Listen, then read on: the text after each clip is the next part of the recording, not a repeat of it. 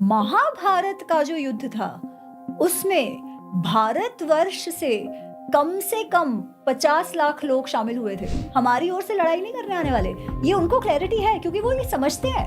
उनकी ये एक्सपेक्टेशन नहीं है कि वो लोग इनके साथ लड़ने आए। केवल कृष्ण ने नहीं, विदुर ने भी कहा कि आपका जो बेटा है इसको आप त्याग दो। मैं तहे दिल से, तहे हृदय से मैं उनका धन्यवाद कहना चाहती हूँ पहले तो, before I start my criticism of it. ऐसा उनका पर्सनैलिटी है, ऐसी उनकी व्यक्तित्व है, और यहाँ पर उनको ऐसा क्रूर और इम्पल्सिवली उनके पूरे खानदान को मार दिया और ऐसी बातें आती है। शकुनी के जो भाई हैं उन्होंने महाभारत युद्ध में भाग लिया हुआ है।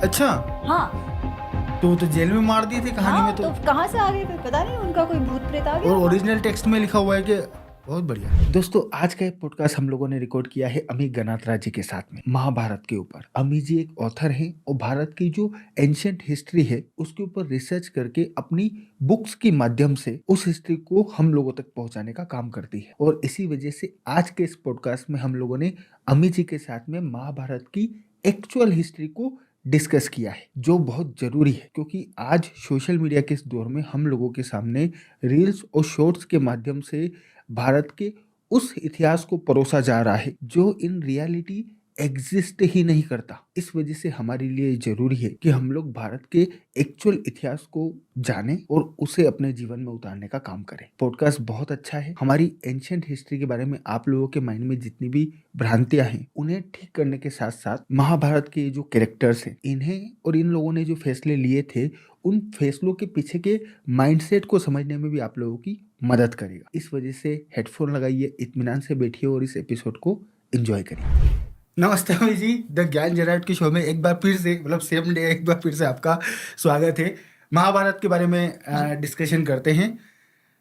महाभारत मतलब अगर हम लोग रामायण को देखें तो रामायण के हम लोगों को बहुत सारे वर्जन्स मिल जाएंगे, लेकिन महाभारत के केस में ऐसा नहीं है। महाभारत के कोई इतने ज़्यादा वर्जन्स अवेलेबल नहीं, लेकिन फिर भी कॉम्प्लिकेटेड मुझे महाभारत लगती है रामायण से ज़्यादा। ऐसा क्यों? आप देखिए, रामायण में 24,000 श्लोक है, महाभारत में 1,00,000 श्लोक है।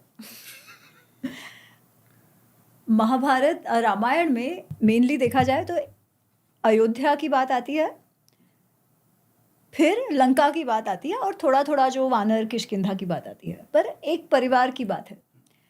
ऑफ कोर्स महाभारत में भी एक ही परिवार की बात है, पर वो परिवार ही कितने बड़े हैं। यहाँ पे 4 भाई हैं जिसमें से 2 का ही मेन कैरेक्टर है, ये लक्ष्मण जी और श्री राम जी। वहाँ तो 5 भाई, इस तरफ 100 भाई, है ना। मल्टी जनरेशन है। कथा शुरू कहाँ से होती है? तो भीष्म से, कि वो देवव्रत से भीष्म कैसे हुए, है ना। तो वो पूरा आप देखिए तो शुरुआत से ही वैसा है कि इशू शुरुआत से हो जाता है कि शांतनु जो भीष्म के पिता हैं, या उस समय देवव्रत के जो पिता हैं, उनका एक बेटा तो है, वृद्ध है, पर उनको सत्यवती से प्रेम हो जाता है और सत्यवती के पिता कहते हैं कि भाई तुमको तो केवल मेरे बेटी के साथ विवाह तभी होगा जब इसके बच्चे के साथ इसका बच्चा राजा बनेगा। अब 2 बच्चे भी होते हैं। भीष्म जो है उन्होंने भीषण प्रतिज्ञा भी ले ली, आजीवन ब्रह्मचर्य की और ये सब। और अब वो 2 बच्चे हुए लड़के, सब साथ ही छोटे थे तभी शांतनु की मृत्यु भी हो जाती है। और ये जो दोनों बच्चे हैं वो भी कोई बच्चा छोड़े बिना गुजर जाते हैं। तो शुरुआत तो कॉम्प्लिकेशन से ही शुरुआत हुई है ना, बात पे। उसके बाद इतना बड़ा परिवार, उन सब के जीवन की कथा, है ना, और जो चल भी रहा है। रामायण में थोड़ा सा सिंपल है। जब तक जो कैकेयी की जो बात थी, वन में जाने की बात रामायण में, वो एक मेजर थी। और फिर 13-14 वर्ष का जो वनवास था श्री राम का, उसमें 13 वर्ष तो बहुत अच्छे से शांति से गए। सिर्फ लास्ट ईयर में जो हुआ वो हुआ, एक ही शत्रु है। महाभारत में तो ऐसा नहीं है। महाभारत में तो बार बार कुछ ना कुछ चल रहा है। समाज और भी इवॉल्व हो गया है। इतने सारे महाभारत को महाभारत क्यों कहा गया है? क्योंकि महाभारत का जो युद्ध है, रामायण का युद्ध है, उसमें वानर सेना, श्री राम और लंकावासियां, लंका के सेना, उसका युद्ध हुआ। महाभारत का जो युद्ध था उसमें भारतवर्ष से कम 50 लाख लोग शामिल हुए थे। 50 लाख? 18 अक्षाहुणी सेना, ऐसा कहा जाता है। अच्छा, ठीक है, 18 अक्षाहुणी सेना। एक अक्षाहुणी इज अराउंड 3 लाख करीबन। रफली। मतलब इनके जो एलाए थे हाँ, वो उन भी सबको उन्होंने भी अपनी सेना भेजी। भारत भर से। आप, मेरी जो पुस्तक है महाभारत अनरावल्ड, पहली वाली, ये वाली, ये वाली ये पहली वाली, वो सेकंड पार्ट है। इसमें मैंने एक मैप दिखाया है कि किसने किसने भाग लिया है इस युद्ध में। तो आप देखिए, वो युद्ध में भाग लेने का भारत भर का कोई हिस्सा ऐसा नहीं है जो रह गया है। ये कलर्ड नहीं है, नए वाले प्रिंट्स में कलर्ड है। ये पूरे, ये जो भाग लिया है युद्ध में, हर एक जगह से है। दक्षिण से उत्तर से, पूरब से, पश्चिम से, जितने भी राज्य हैं वो या तो दुर्योधन के साइड से या तो पांडवों के साइड से भाग ले रहे हैं। 50 लाख कम से कम, इतने लोग, मतलब कैलकुलेशन के अनुसार 47-48 लाख आता है, 18 अक्षाहुणी। कुछ लोग कहते हैं और भी हैं, बट खैर this is what at least the minimum number. तभी महाभारत जस्टिफाई शब्द है। जब कुछ लोग कहते हैं कि अरे महाभारत तो केवल नॉर्थ का है, साउथ का नहीं है, नहीं, एकदम गलत। साउथ से भी उतना पार्टिसिपेशन है। जो विवाह संबंध हुए हैं वो नॉर्थ, साउथ, ईस्ट, वेस्ट हर जगह हुए, क्योंकि इतने लोग भी थे, इतने राज्य भी। इनफैक्ट जैसे मैं आपको बताया, रमेश जी हमारे यहाँ आए थे। रमेश जी ने बताया था कि अर्जुन की शादी नॉर्थ ईस्ट में जाके हुई थी। एक्चुअली उस समय कई बार लोगों को अच्छा नहीं लगता मैं ये बात कहती हूँ, बट जो महाभारत में मैं वो कह रही हूँ। उस समय मणिपुर नॉर्थ ईस्ट में नहीं था। उस समय नॉर्थ ईस्ट का जो उल्लेख आता है उसमें लोहिताक्ष नहीं, लोहित्य ऐसे करके आता है, जहाँ पे ब्रह्मपुत्र और वो सब है। बट बेसिकली वो नाम उसका मणिपुर नहीं था, वहाँ पे कुछ और नाम के राज्य थे, पौंड्र, वंग, बंग, वो सब। मणिपुर का जो उल्लेख महाभारत में आता है ना, वो एक्चुअली कलिंग के नीचे है, जहाँ से चित्रांगदा है। बट कदाचित आगे जाते जाते यही वहाँ के जो लोग हैं वो फिर उस तरफ मूव कर गए और अपने हिसाब से मेमोरीज लेके जाते हैं। ऐसा ही हुआ है प्राग ज्योतिष का। आज हम मानते हैं कि आसाम जो है वो प्राग ज्योतिष है ना, परंतु महाभारत का जो डायरेक्शनल डिस्क्रिप्शन आता है दिशा का, उस हिसाब से कहीं कदाचित हिमाचल, उत्तराखंड साइड प्राग ज्योतिष रहा होगा, क्योंकि अर्जुन जब नॉर्थ जाता है तब वो पहले प्राग ज्योतिष जाता है। बट फिर वही है ना कि या तो प्राग ज्योतिष बड़ा होते गया जिसमें उसने ईस्ट को भी कैप्चर करा, या वहाँ के लोग वहाँ गए होंगे तो वो अपने साथ वो मेमोरीज लेके जाते हैं, नाम लेके जाते हैं। तो आज हम कुछ राज्य तो वहीं के वही है, बट कुछ राज्य आज हम जहाँ देखते हैं कदाचित वहाँ ना रहे हो, क्योंकि या तो लोग चले गए या तो स्मृतियाँ चली गई। तो ये थोड़ा सा फर्क है। सेम चीज मेरे हिसाब से शायद ईरान या पर्शिया के साथ में भी हुई है। जहाँ लोग गए उन्होंने उसी जगह का नाम ईरान रख दिया, वो लोकेशन शिफ्ट होती गई। हाँ, ये मेरे हिसाब से नॉर्मल है, इतिहास में होता आया है ऐसा। अच्छा, अब आपने शुरुआत करी भीष्म पितामह से, है ना। मैं थोड़ा सा आपसे समझना चाहूँगा, ये जो भीष्म पितामह है, भीष्म पितामह कैसे कैरेक्टर हो धर्म को लेके, क्योंकि मेरे को ऐसा लगता है कि महाभारत का जो कोर है वो धर्म है। सब कुछ धर्म के कॉन्सेप्ट के आसपास घूम रहा है महाभारत के अंदर। तो युद्ध को भी धर्म युद्ध कहा गया, एग्जैक्टली। और हर चीज, जैसे कृष्ण भगवान भी जब भगवत गीता का ज्ञान दे रहे हैं, वो ज्ञान भी पूरा धर्म के अराउंड ही घूम रहा है ना। तो मुझे ऐसा लगता है कि धर्म के आसपास ही पूरी महाभारत चल रही है। तो ये जो भीष्म पितामह है, कहीं ना कहीं ये सबसे महत्वपूर्ण कैरेक्टर्स में से एक है महाभारत के अंदर, क्योंकि नॉलेज, अनुभव सभी को वजह से। लेकिन कहीं कहीं जब मैंने महाभारत, अब जैसे मैंने डिटेल में नहीं पढ़ी है ना, मैं एक नॉर्मल पर्सन की आंखों से मैंने टीवी में महाभारत देखी, धर्म के मामले में कहीं मुझे कहीं भीष्म पितामह कमजोर पड़ते हुए नजर आए। वो धर्म की कसौटी पे खरे नहीं उतर सके। जैसे मुझे उदाहरण दीजिए। जैसे धर्म तो यही कहता था कि उन्हें कौरवों की ओर से नहीं लड़ना चाहिए था, लेकिन फिर भी वो लड़े। धर्म ये जो है ना, ये वो भी कई बार कहते हैं, वो कहते हैं धर्म का जो की गति है ना वो बहुत सूक्ष्म है, कई बार उसे समझना बहुत कठिन हो जाता है। और स्पेशली अगर कोई किसी राज्य के साथ जुड़ा हुआ हो, तो उसके लिए हम कोई भी मनुष्य है ना, कोई भी मनुष्य एक समय पे बहुत सारे रोल निभाते हैं, और उन बहुत सारे रोल्स के कारण हमारे धर्म भी बहुत होते हैं। जैसे आज आप देखिए, आज आप एक पुत्र हैं, आपका एक प्रोफेशनल कमिटमेंट है, आप कहीं काम करते हो, आप भारत के सिटीजन हो, है ना, तो आपका एक राष्ट्र के प्रति धर्म है, आपकी माँ के प्रति धर्म है, आपकी बहन के प्रति धर्म है, साथ ही आपके ऑर्गेनाइजेशन में जो लोग आपके साथ काम कर रहे हैं उन सबके प्रति धर्म है। अभी कई बार आपका जो प्रोफेशनल धर्म है, आपके कुटुंब धर्म के साथ कॉन्फ्लिक्ट में आ जाए तो अब क्या करो, ये प्रश्न है। इसी को धर्म संकट कहते हैं। महाभारत में प्रत्येक मनुष्य कुछ ना कुछ धर्म संकट से जूझ रहा है ना।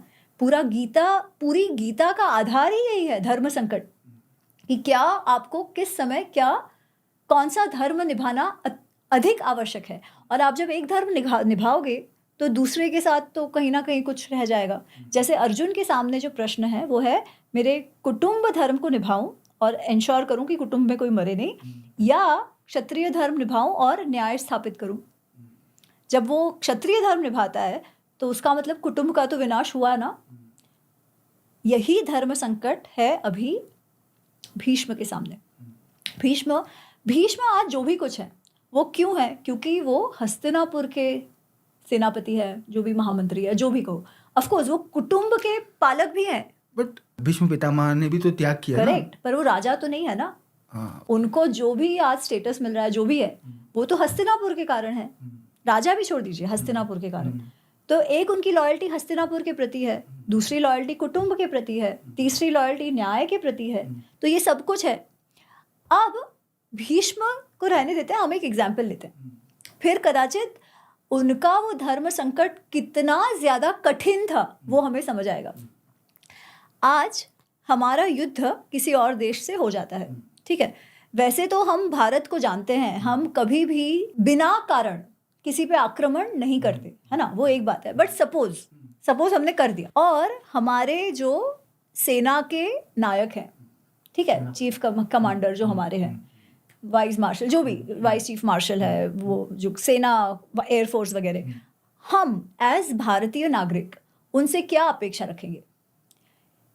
क्या हम ये नहीं चाहेंगे कि कोई भी कारणवश एक बार युद्ध छिड़ गया तो वो भारत के लिए लड़े? ऑब्वियसली। क्या हम ये कहेंगे नहीं वो दूसरे देश का तो कोई दोष नहीं था? और अगर वो ऐसा करते हैं कि अरे उनका क्या दोष था, मैं तो नहीं लड़ूंगा, मैं तो उनकी तरफ जाके लड़ूंगा, तो हम क्या चाहेंगे? क्या हम सही मानेंगे उस बात को? As a common citizen obviously बात नहीं मानेंगे। हाँ, तो सेम चीज अगर आप हस्तिनापुर को देखते हो, जो एक राज्य है जिसका एक दूसरे राज्य से या जो भी कारण सर युद्ध होने वाला है, और वहां के राजा ने निर्णय लिया है कि युद्ध होना है। अब परिवार है, ये सब जाने दो, पर अगर हस्तिनापुर युद्ध कर रहा है, मतलब हस्तिनापुर के लिए तो वो शत्रु ही है, राइट? तो फिर उस परिस्थिति में जो उनके सेनापति है, उनसे क्या अपेक्षा होगी हस्तिनापुर की? उनके लिए लड़े। हमारे लिए एज एन आउटसाइडर कहना बहुत आसान है, अरे क्या क्या उनको तो पता था उनके पांडवों के साथ अन्याय हुआ है। परंतु कभी भी पांडवों ने ये नहीं एक्सपेक्ट किया था कि वो नहीं लड़ेंगे। इनफैक्ट जब वो लोग वनवास में हैं और भीम कह रहे हैं युधिष्ठिर से कि हम क्यों 13 वर्ष मान रहे हैं वनवास का, कई बार किसी परिस्थिति में तो 13 दिन 13 वर्षों के बराबर है, हमें आज ही जाके आक्रमण कर देना चाहिए वगैरह वगैरह। वो बहुत गुस्से में। युधिष्ठिर कहते हैं कि तुम जरा शांति से सोचो, युद्ध करना नहीं करना तो बात की बात है, तुम सोचो तुम किनके साथ डील कर रहे हो। कोई भी आप कार्य करते हो तो सुविक्रांते सुमंत्रिते, सोच समझकर सही निर्णय लेना चाहिए, सही प्लानिंग के साथ निर्णय लेना चाहिए। वो कह रहे हैं भले ही आज द्रोणाचार्य है या पितामह है या जो भी है, उनको हमारे साथ, उनकी संवेदनाएं हमारे साथ हैं, परंतु जब युद्ध का प्रश्न आएगा तब वो सब हस्तिनापुर के साथ ही खड़े रहेंगे, हमारी ओर से लड़ाई नहीं करने आने वाले। ये उनको क्लैरिटी है, क्योंकि वो ये समझते हैं, उनकी ये एक्सपेक्टेशन नहीं है कि वो लोग इनके साथ लड़ने आए, ये क्लैरिटी उनको है। क्योंकि कोई भी राजा क्या चाहेगा, उनके सेनापति किन की ओर से लड़े? सही गलत तो बात की बात है। अब आप मुझे कहिए कि उन्होंने सही किया या गलत किया? अगर इस पहलू से देखा जाए तो पहलू तो क्योंकि हमने सोचा नहीं था, इसलिए उनके मन में तो यही पहलू है ना। कर्मों वाले पार्ट को ज्यादा वैल्यू दी, जो उन्होंने अपने राष्ट्र को, उन्होंने अपनी लॉयल्टी राष्ट्र के प्रति जो उनका कर्तव्य था उसे वो उन्होंने किया। अब वो क्या गलत था, may be in the larger context is a different thing, but उनकी जो पोजीशन थी उस हिसाब से उनको क्या करना चाहिए था? लड़ना चाहिए था, और वो लड़े। अच्छा, लड़ते समय उन्होंने क्या ऐसा प्रयत्न नहीं किया कभी भी कि अरे ये लड़ाई ना हो? ये तो उन्होंने बहुत प्रयत्न किया, अंत तक प्रयत्न किया। 10वें दिन जब वो धराशायी हो गए और बाणों की शैया पे सो रहे हैं, उस समय भी वो कह रहे हैं दुर्योधन और कर्ण को कि मत लड़ो। उन्होंने सारे ऐसे प्रयत्न किए जिससे दुर्योधन जो है वो विमुख हो जाए युद्ध से। वो ये भी कहते हैं कि ठीक है, तुम चाहते हो मैं सेनापति बनूं, मैं तुम्हारी ओर से लड़ूंगा, ये बात ठीक है, और मैं अपना पूरा जोश लगा कर लड़ूंगा, परंतु मैं पांडवों को नहीं मारूंगा, ये भी वो कह रहे हैं। दुर्योधन कह रहा है ठीक है, और भले ही उन्होंने पांडवों को नहीं मारा, प्रतिदिन 10 से 20 हजार लोगों को उन्होंने खत्म किया है पांडवों की सेना का, क्योंकि उनका कर्तव्य था ना। मतलब वो युद्ध पूरे समर्पण के साथ में लड़ रहे थे। पूरे समर्पण के साथ। केवल वो 5 पांडव और जो उनके और थे कि शिखंडी वगैरह को नहीं मारेंगे, उसके अलावा उन्होंने सबको जो भी उन्होंने करना चाहिए युद्ध में करना, वो यमराज के जैसे लड़े, ऐसे कहा जाता है उनके लिए। तो वही हमारे लिए ना बैठ के सोचना बहुत ईजी है कि क्या करना चाहिए। इतिहास में जो हुआ वो तो हो गया, भीष्म पितामह के साथ जो होना था हो गया, सबके साथ जो होना था हो गया। इतिहास को ऐसे देखना चाहिए कि अगर हम उस परिस्थिति में होते तो हम क्या कहते। क्योंकि हम जब किसी और के बारे में सोचते हैं ना, तो बैठ के भाषण देना बहुत आसान होता है कि अरे ये कर लेते, वो कर लेते, जजमेंट पास करना बहुत इजी हो जाता है। बट जब हम कहते हैं कि can we put ourselves in their shoes and then decide कि क्या कर सकते, तो कदाचित हम उस पोजीशन को सही से समझेंगे, उनके लिए नहीं, अपने लिए। क्योंकि हमारे जीवन में भी धर्म संकट तो आते ही है ना, और उसमें हम कैसे निर्णय लें। इतिहास का उद्देश्य ही यही है कि हम हमारे निर्णय लेना सीखे हमारे पूर्वजों के जीवन के दृष्टांत से। अच्छा, अब यहाँ पे जो शूज में पाँव रखने की बात आई है और एक राजा की बात आई है। धृतराष्ट्र एक राजा के तौर पे कैसे आप धृतराष्ट्र को देखते हैं, उनके जो फैसले हुए हैं, जिस तरीके से उन्होंने। मैं आपको केवल इतना कहूंगी कि वेद व्यास जी उनके लिए क्या कहते हैं। वेद व्यास जी कहते हैं ये जो दुर्योधन नामक वृक्ष है, वो कहते हैं दुर्योधन नामक मन्युमय महाध्रुव, ये जो पैशन, रेज, गुस्सा, मात्सर्य, ये दुर्योधन नामक जो महापेड़ है, महाध्रुव जो महापेड़ है, उसके जो मूल है, उसके जो रूट्स हैं, वो धृतराष्ट्र है। अच्छा, ये कहते हैं वो कहते हैं उसका जो ट्रंक है ना, वो जिसपे वो खड़ा है पेड़, वो कर्ण है। फिर उसके जो ब्रांचेस, उसकी शाखाएं जो है वो शकुनी है, और जो फूल पत्ते हैं वो दुशासन है। ये एक्चुअल में डिस्क्रिप्शन है, ये एक्चुअल में आदि पर्व में वेद व्यास जी ने स्वयं कहा है। फिर तो बहुत प्रॉब्लमेटिक बात है, क्योंकि आजकल मतलब यूट्यूब पे, सोशल मीडिया पे कर्ण को भी हीरो बनाया जा रहा है, शकुनी को तो चाणक्य। हाँ, नहीं मैं वही प्रॉब्लमेटिक इसीलिए वही कह रहा हूँ ना कि हम लोगों के लिए प्रॉब्लमेटिक है, क्योंकि हम लोग जो नॉलेज सोर्स आ रहा है ये बिल्कुल गलत है। हाँ, करेक्ट। शकुनी को चाणक्य बताया जा रहा है। हाँ, और ओरिजिनल हिस्ट्री का जो टेक्स्ट है, जो एक्चुअल कॉपी है, जिससे सब रेफरेंस लेते हैं, उसमें ये लिखा हुआ है। बहुत बढ़िया। कई लोग कहते हैं कि महाभारत में सब ग्रे है, सही गलत कुछ नहीं है, सब ग्रे है। नहीं, प्रत्येक व्यक्तित्व में अच्छा बुरा दोनों है, एक बात है। पर क्या महाभारत में धर्म के विषय में क्लैरिटी नहीं है? वो नहीं, पूरी क्लैरिटी है। वेदव्यास जी इज वेरी क्लियर कि कौन सही कौन गलत, क्या सही क्या गलत, ये बहुत ही क्लियर है वो। तो धृतराष्ट्र के बारे में तो वही कह रहे हैं कि ये जो पेड़ है, दुर्योधन नामक पेड़, जिसके कारण इतना विध्वंस हुआ है, उसकी मूल तो धृतराष्ट्र में ही है। क्योंकि एक राजा होने के नाते वो ये सब रुकवा सकते थे। हाँ, पर उन्होंने हर बार राष्ट्र की जगह अपने पुत्र का ही चयन किया। इसीलिए वो अंधे केवल आंखों से नहीं थे, वो बुद्धि से भी अंध हो गए थे, पुत्र मोह में। अब मैं थोड़ा सा यहाँ पे मेरे मन में एक सवाल ये आ रहा है कि धृतराष्ट्र जो थे वो गलत कर रहे थे, ये सबको दिख रहा था, है ना, और वेद व्यास जी ने इसका डिस्क्रिप्शन भी दिया है। तो धृतराष्ट्र को उस वक्त इन तमाम लोगों ने राजा के पद से हटाने की कोशिश क्यों नहीं की? देखो, राजा को पदभ्रष्ट करना कठिन है। क्या सबने उनको एडवाइस नहीं दिया? अब एज नागरिक उन सबका जो मंत्री भी है, उनका क्या है कि एडवाइस तो जितनी सही से देना है दे, वो तो उन्होंने हर बार दी। अच्छा, अब क्या राज शासन में वो ऐसा करते थे? नहीं, राज शासन तो वैसे भी विदुर और भीष्म के हाथ में ही अधिक था, है ना।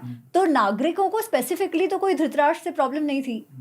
वो तो ऐसा जो बड़ी बात है, अपने भाइयों के बच्चों की बात है और दुर्योधन की बात है, वहीं पे प्रॉब्लम हो रहा था ना। है ना? ऐसा तो नहीं था कि वो बहुत बुरे राजा थे या अपनी जनता का शोषण करते थे। वो तो उनको अधिक करना भी नहीं था क्योंकि विदुर और भीष्म पितामह के हाथ में था। तो इस विषय में भी क्या उनको किसी ने समझाया नहीं? हाँ, बहुत समझाया। उसके बाद क्या करे? उनको कृष्ण ने यहाँ तक कहा कि आपका जो बेटा है, केवल कृष्ण ने नहीं, विदुर ने भी कहा कि आपका जो बेटा है इसको आप त्याग दो। पर वो पुत्र मोह में इतने अंध हैं कि उनको जब पुत्र को चूज करने की जहां जहां बात आई, उन्होंने उसी को चूज किया। तो अब कैसे उसको, किस बात से उनको पदभ्रष्ट कर दे? केवल क्योंकि वो इस परिवार के साथ धोखा रखते थे इसलिए, या इवेंचुअली जब युद्ध निर्णय हो गया तब उस समय उनको पदभ्रष्ट करके होगा भी क्या? क्योंकि दुर्योधन तो वैसे ही पावरफुल, बहुत शक्तिशाली हो गया था उस समय। अच्छा, एक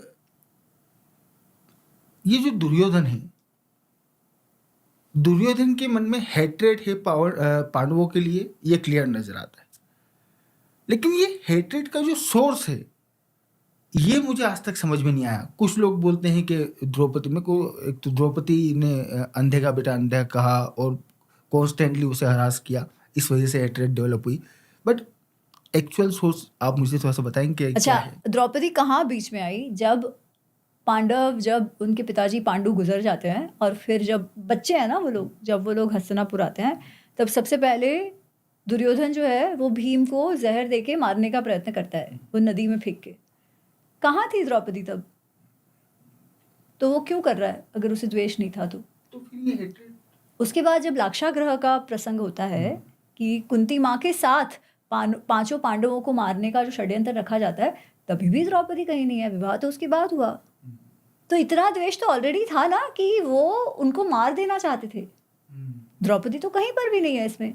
इसका मतलब द्रौपदी को तो कुछ कहना गलत ही है, क्योंकि वो तो कहीं पिक्चर में ही नहीं है द्वेष के। अब द्वेष क्यों था? द्वेष इसलिए था क्योंकि एक तो मनुष्य का स्वभाव है ना कि मात्सर्य भाव बहुत है। क्योंकि जब से पांडव आए तब युधिष्ठिर का जो स्वभाव है, अर्जुन जैसा है, भीम की जो शक्ति है, तब तक दुर्योधन दुर्योधन दुर्योधन, सबसे बड़ा बेटा, सारे भाई उसके उसके पीछे पीछे हैं। घर का वही है ना कि घर का चिराग मतलब दुर्योधन। राज्य किसको मिलेगा धृतराष्ट्र के बाद? तो दुर्योधन। सोचा ही नहीं था कि कभी शेयर करना पड़ेगा। अब ये 5 बच्चे आ गए और 5 बच्चे कैसे हैं? सबके मन को लुभा लेने वाले। युधिष्ठिर वैसे आयु में भी बड़ा है और स्वभाव से भी अत्यंत गुणी है। कुछ ही समय में वहां के जो लोग थे हस्तिनापुर के, वो एकदम फैंस हो जाते हैं पांडवों के। उसी प्रकार बात करने में सबसे बहुत अच्छे हैं, पोलाइट हैं। तो घर पर भी सबको, भीष्म पितामह सबको वो बहुत अच्छे लगने लगते हैं, है ना? तो इसके कारण, और भीम और दुर्योधन जो है वो तो आयु में एक जितने हैं, शक्तिशाली भी बहुत है दोनों, तो वो कंपटीशन भाव भी है। तो वो द्वेष, उसके कारण मात्सर्य, एक्चुअली द्वेष से भी ज्यादा मात्सर्य, जेलसी बढ़ रही है उसकी कि उनको भाव मिलने लगा है। भाव मिलने लगा, पावर हाथ से जाने, पावर से भी ज्यादा अटेंशन डिवाइड हो गया ना। छोटा था तब तो क्या पावर, अटेंशन डिवाइड हो गया। नहीं, but फिर ये था कि राज्य जो पावर भी उसके हाथ में आने वाला था, अब उसे दिखने लगा ना कि अब इनकी वजह से नहीं आएगा। करेक्ट। तो वो उसने हेट्रेड में फ्यूल देने का काम, वही वो मात्सर्य भाव बढ़ता गया।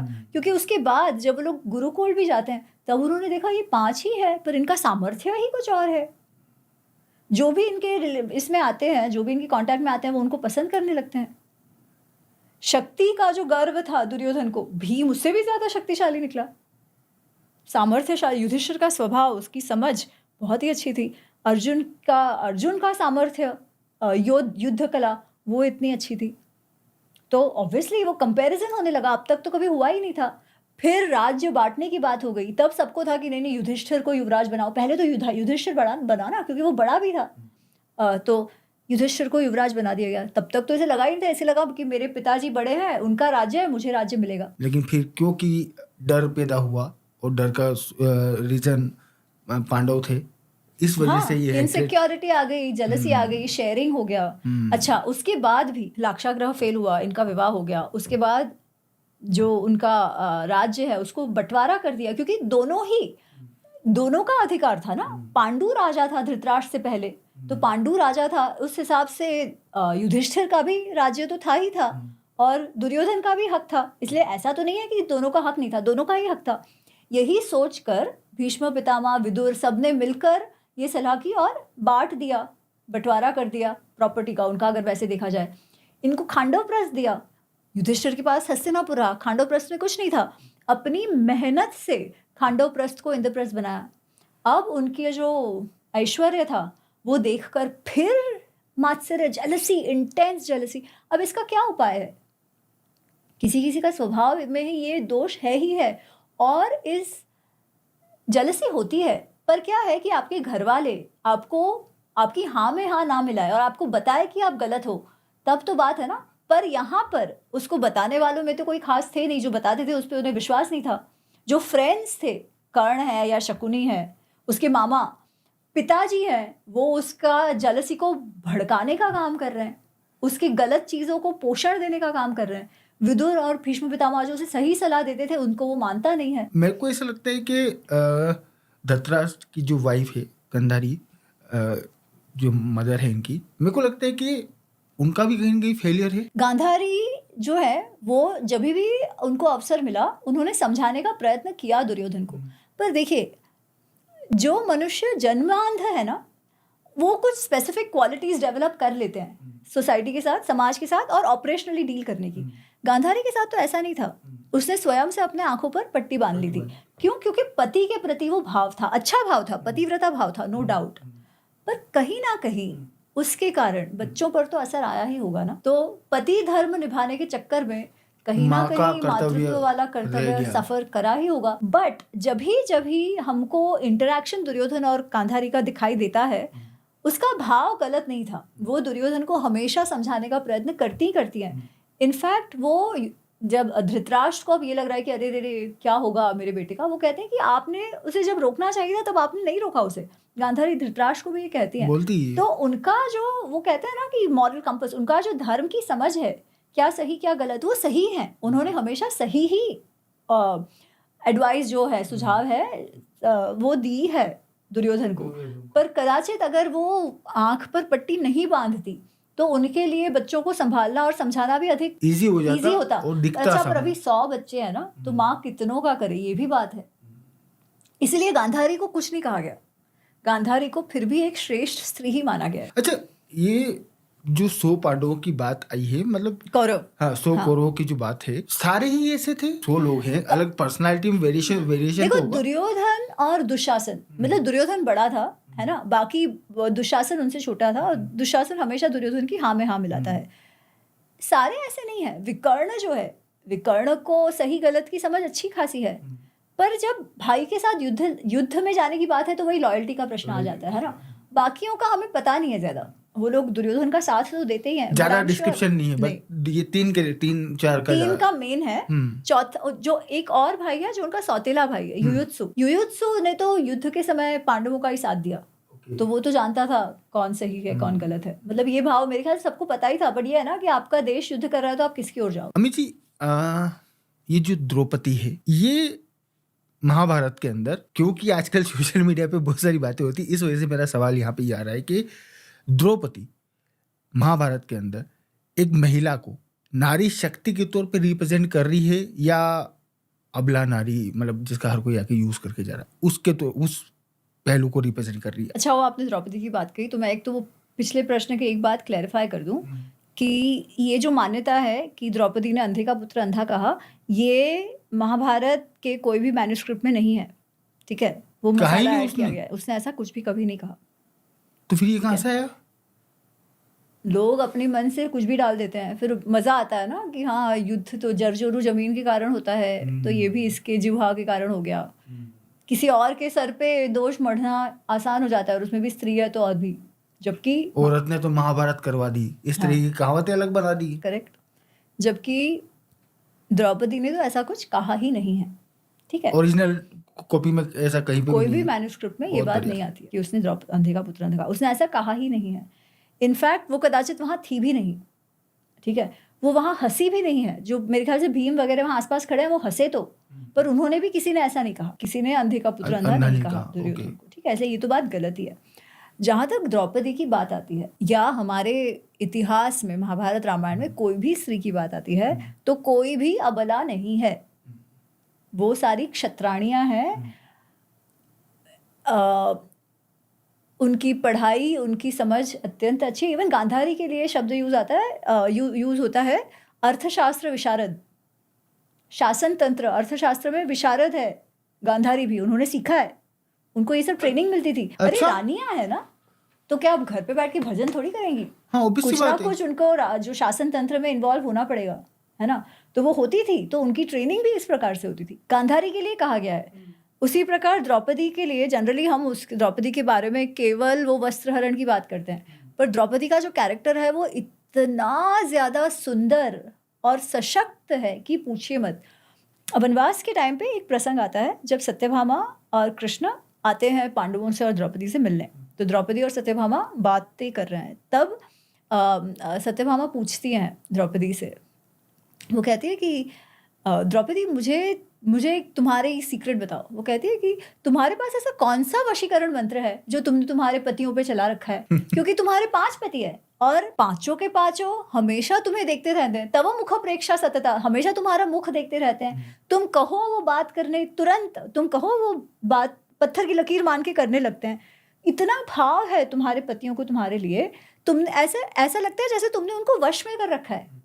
मेरे तो एक ही पति है और वो भी मेरे वश में नहीं रहते, तो मुझे अपना वशीकरण मंत्र बताओ, ये वो कहती हैं। उस समय द्रौपदी कहती है कि सत्या ऐसा है, कोई वशीकरण मंत्र नहीं है और इस चक्कर में तुम पढ़ना भी मत। पर तुम्हारी बात सही है, मेरे जो पति हैं वो मुझे बहुत मानते हैं, मेरा सम्मान करते हैं, मेरी कई बातों को करते हैं। उसका कारण ये है कि मैंने मेरे जीवन में जितने लोग मेरे साथ हैं उनके प्रति मेरा जो भी कर्तव्य है वो मैंने निभाया है। मेरी सास का, मेरे पतियों की और पत्नियों का, बच्चों का, उन सब का मैंने ध्यान रखा है। साथ साथ मेरी पतियों की जो भी आवश्यकता रही है, जब सुबह से वो उठते हैं रात को सोने तक, वो सब मैंने निभाया है। और साथ साथ राज्य का जो भी काम होगा, सपोज वो कहती है कि हमारे घर पर महल में रोज लाखों की संख्या में अतिथि खाने आते थे। ब्राह्मण हो गए, ऋषि हो गए, ब्रह्मचारी बच्चे हो गए, स्टूडेंट्स हो गए, या बाहर से और कोई आए हैं, भूखे बूढ़े जो भी, उन सब का खाना, अभी सोचो इतने लोग आ रहे हैं रोज खा रहे हैं, तो उन सब का खाना बनता था। वो खाना बनाने के लिए, पिरोसने के लिए कितने सारे दास दासियां थे। अच्छा, उसके लिए आपको दूध लेना है, सब्जी लेनी है, ये करना है, वो करना है, वो सोर्सिंग का पूरा डिपार्टमेंट। वो कहती है ये सब पर क्या काम चल रहा है, क्या हो रहा है, क्या हुआ है, क्या नहीं हुआ है, ये सब पर मैं ही निगरानी रखती थी। जितने दास दासियां थे हजारों की संख्या में, उन सबका नाम मुझे पता था। उन्होंने खाया कि नहीं खाया, उन्होंने कार्य किया कि नहीं किया, वो भी मुझे पता था। मैं सुबह को सबसे पहले उठती थी, रात को सबसे आखिर में सोती थी। अच्छा, खाने पीने की बात ही नहीं, वो कहती है कि हमारी जो तिजोरी थी वो जैसे समुद्र होता है ना, उतनी डीप थी, मतलब इतना सारा धन रत्न हमारे पास था, बहुत समृद्ध था इंद्रप्रस्थ जब हुआ था।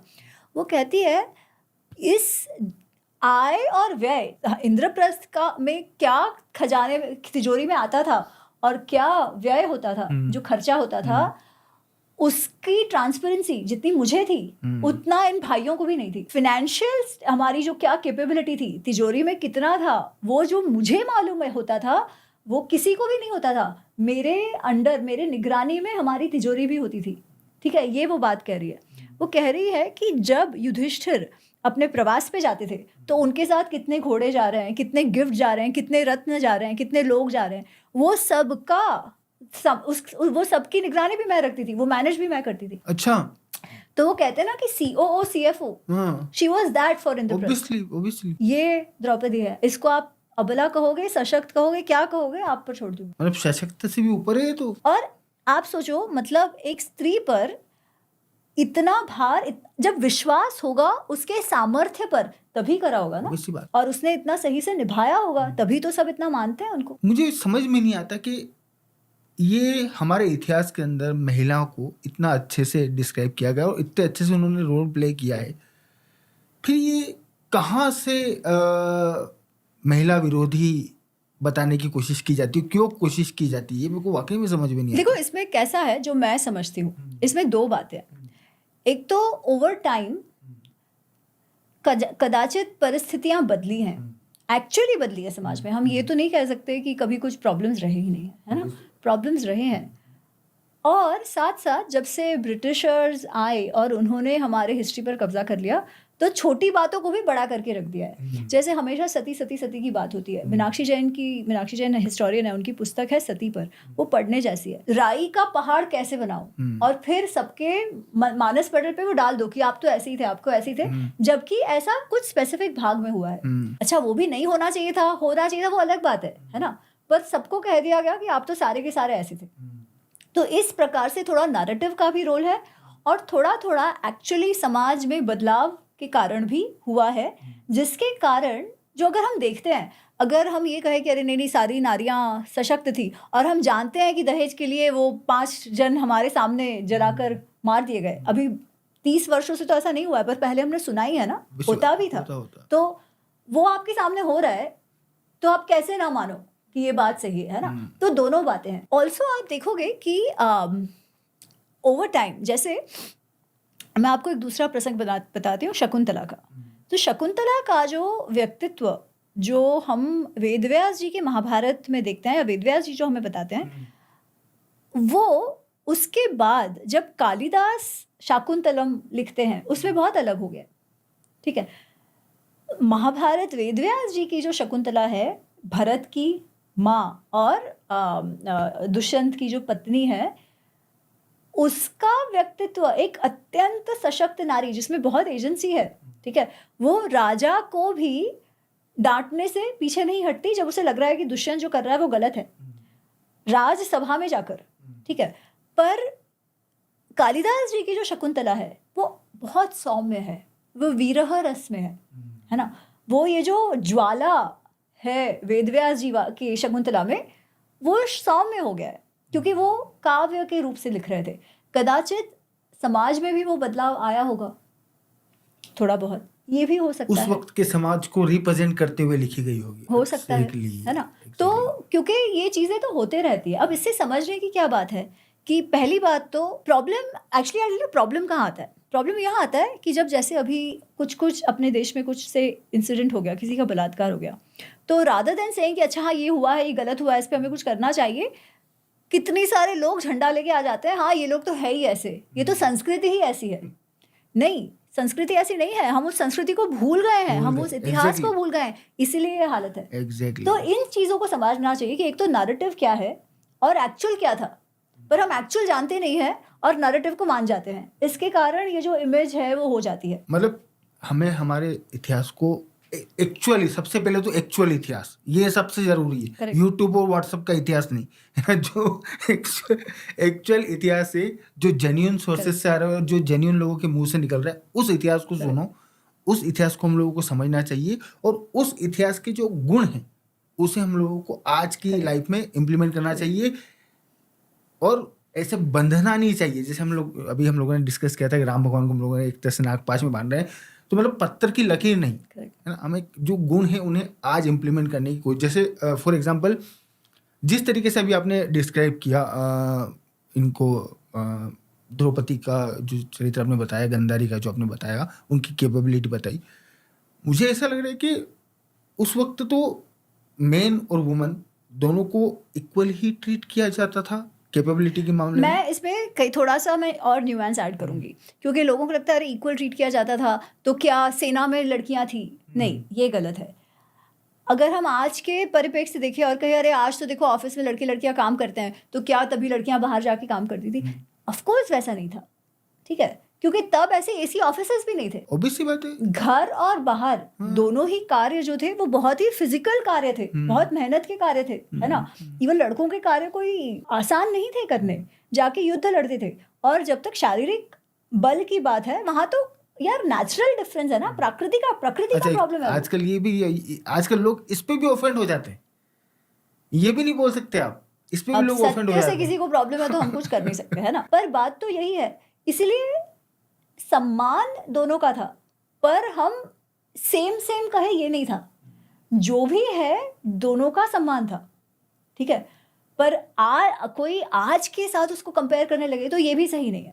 The roles were very defined, ये भी था। आज के सिनेरियो के साथ में हम लोग वहां की सिचुएशन को कैसे कंपेयर नहीं कर सकते? आज हमारे पास कंप्यूटर्स हैं, सैटेलाइट्स हैं, फलाना ढिमकाना सारी चीजें हैं। आज के जमाने से आप कैसे कंपेयर करोगे? वहां आप उसी वक्त दुनिया के दूसरे कोने में जो हो रहा था, जहाँ अब मैं बोलना नहीं चाहता, लेकिन जो हो रहा था उसके साथ में आप कंपेयर करोगे तो यार आपको वो तो तब थे ही नहीं, वो अलग हाँ बात नहीं, है। बट ये उसके तो उसके भी पहले उसके सालों बाद में भी करेक्ट जो हो रहा था सीरिया हाँ। में, जहाँ ये सब कुछ शुरू हुआ, जेरूसलम में, है ना, जिस जिस तरीके से ट्रीट किया जा रहा था, और ये रिटर्न प्रूफ है इसके, है ना, तो उसके साथ में आप कंपेयर करो तो आपको पता चलेगा आपकी संस्कृति कितनी अच्छी थी, आपने कितने अच्छी तरीके से महिलाओं को ट्रीट किया, आपने कितनी अच्छी तरीके से जो ट्राइबल पॉपुलेशन है आपकी कंट्री की, जो राजा नहीं है ना, जो आम लोग हैं, और आम लोगों में भी जो शहरों में नहीं रह रहे, आपके गांव में जंगलों में रह रहे, उन लोगों को आपने कैसे ट्रीट किया, आपके यहाँ इक्वालिटी थी, है ना, आपके यहाँ पॉपुलेशन के बीच में इक्वालिटी थी, आपके यहाँ महिलाओं के बीच में इक्वालिटी थी, महिला पुरुष के बीच में इक्वालिटी थी, सम्मान था सभी का, ये आपकी संस्कृति थी। और आपने फिर अंग्रेजों का चश्मा लगाया, और फिर आपने अंग्रेजों के चश्मे से अपने इतिहास को पढ़ना शुरू किया, है ना, और फिर जो हमारे देश के अंदर लोग बैठे हैं, उन्होंने अंग्रेजों के चश्मे से हमारे इतिहास को फिर से लिखना शुरू किया, और आज हम लोगों ने ऐसा इतिहास लिख दिया है, झूठा इतिहास, जिस पे हम लोगों को शर्मिंदगी महसूस होती है। अरे वो तो जाने दीजिए, मैं आपको एक बात और बताती हूँ। तो मैं कई बार जब ये द्रौपदी और उसकी बात करती हूँ, तो अपने आप को बहुत हिंदुत्व वाले कहने वाले लोग ऐसे कमेंट करेंगे कि ये लड़की तो झूठ बोल रही है, ये तो द्रौपदी की साइड से बोल रही है, ये तो फेमिनिस्ट है, ऐसा बोलते हैं लोग। अरे बाबा, मतलब आप देखिए कि उनको लगता है कि भाई वो कितने हिंदुत्व को समझते हैं, ये है वो है, परंतु एक स्ट्रॉन्ग सशक्त नारी का जो एग्जाम्पल हमारे इतिहास में है, वो इसको मानने को भी तैयार नहीं है। वो अपनी बुद्धि पे कितना ज्यादा हैंगओवर है कॉलोनियल, वो देख ही नहीं पा रहे हैं, पर उनको लग रहा है कि वो बहुत हिंदू हो गए, जबकि वो हमारे पास्ट को भी एक्सेप्ट नहीं कर पा रहे। एक सशक्त नारी का जो उदाहरण मिलता है महाभारत में, वो कहते हैं ये, और जिसके विषय में मैं कह रही हूँ तो कहेंगे ये तो फेमिनिस्ट है, इसकी बात मत मानो। सोचो ऐसे ऐसे लोग हैं, अब क्या बोलूं। वो क्योंकि इतने अंधे हो गए ना, वो देखना ही नहीं चाह रहे।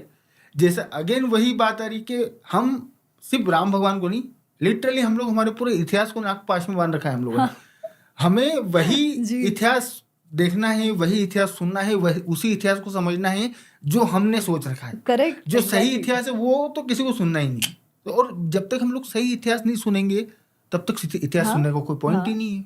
गलत इतिहास तो अंग्रेज भी बता के गए आपको, तो उनका ही पढ़ लो, है। तो भाई मनगढ़ंत इतिहास से पढ़ने से तो कोई मतलब ही नहीं बनता। अच्छा, ये जो हम लोगों ने मनगढ़ंत की बात कही, एक मेरे माइंड में यहाँ पे है कि शकुनी। हाँ, आजकल शकुनी को चाणक्य बनाने की कोशिश हो रही, मतलब बनाने की कोशिश क्या हो रही है, यूट्यूब और इंस्टाग्राम पे तो चाणक्य बन चुका है आदमी। कोई कृष्ण से कंपेयर कर रहा है, कोई चाणक्य से कंपेयर कर रखा है, कोई उसको मतलब बिल्कुल दुनिया का महान रणनीतिकार बता रहा है। तो एक्चुअल में शकुनी आप मतलब जो ओरिजिनल टेक्स्ट है उसमें शकुनी का किस तरीके का डिस्क्रिप्शन है, क्या चरित्र, और शकुनी का ओरिजिन क्या है? हम लोग थोड़ा शकुनी की स्टोरी पे बात करते हैं। अनफॉर्चुनेटली शकुनी को जितना ग्लैमराइज किया गया है, वैसा कोई ग्लैमर महाभारत में नहीं है शकुनी के लिए, ठीक है? क्योंकि हम एक तरीके से B.R. चोपड़ा जी का जो महाभारत आया, और मैं तहे दिल से, तहे हृदय से मैं उनका धन्यवाद कहना चाहती हूँ पहले तो, before I start my criticism of it, कि उन्होंने महाभारत को एक्चुअली लोगों तक पहुँचाया।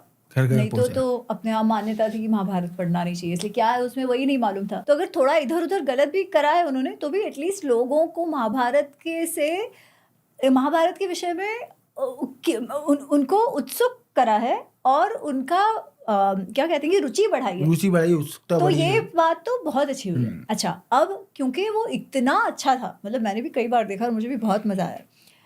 कुछ कैरेक्टर्स ना एकदम हमारे मानस पटल पर छा गए, जैसे Shakuni, goofy Paintal, amazing, right, एकदम उत्कृष्ट बेहतरीन अभिनय। अब उसमें उनका जो वो भांजे वो सब करते हैं, जिससे वो जितने क्रूर वेदव्यास जी नहीं बताते उससे ज्यादा वो हो गए। काला कपड़ा पहनते हैं हमेशा, है ना, ऐसे बांसों का छिंची करते हैं, उसके कारण एक इमेज उनकी हो गई है। अच्छा, उसके बाद का महाभारत बना, उसमें तो और भी क्रूर दिखाया गया, है ना।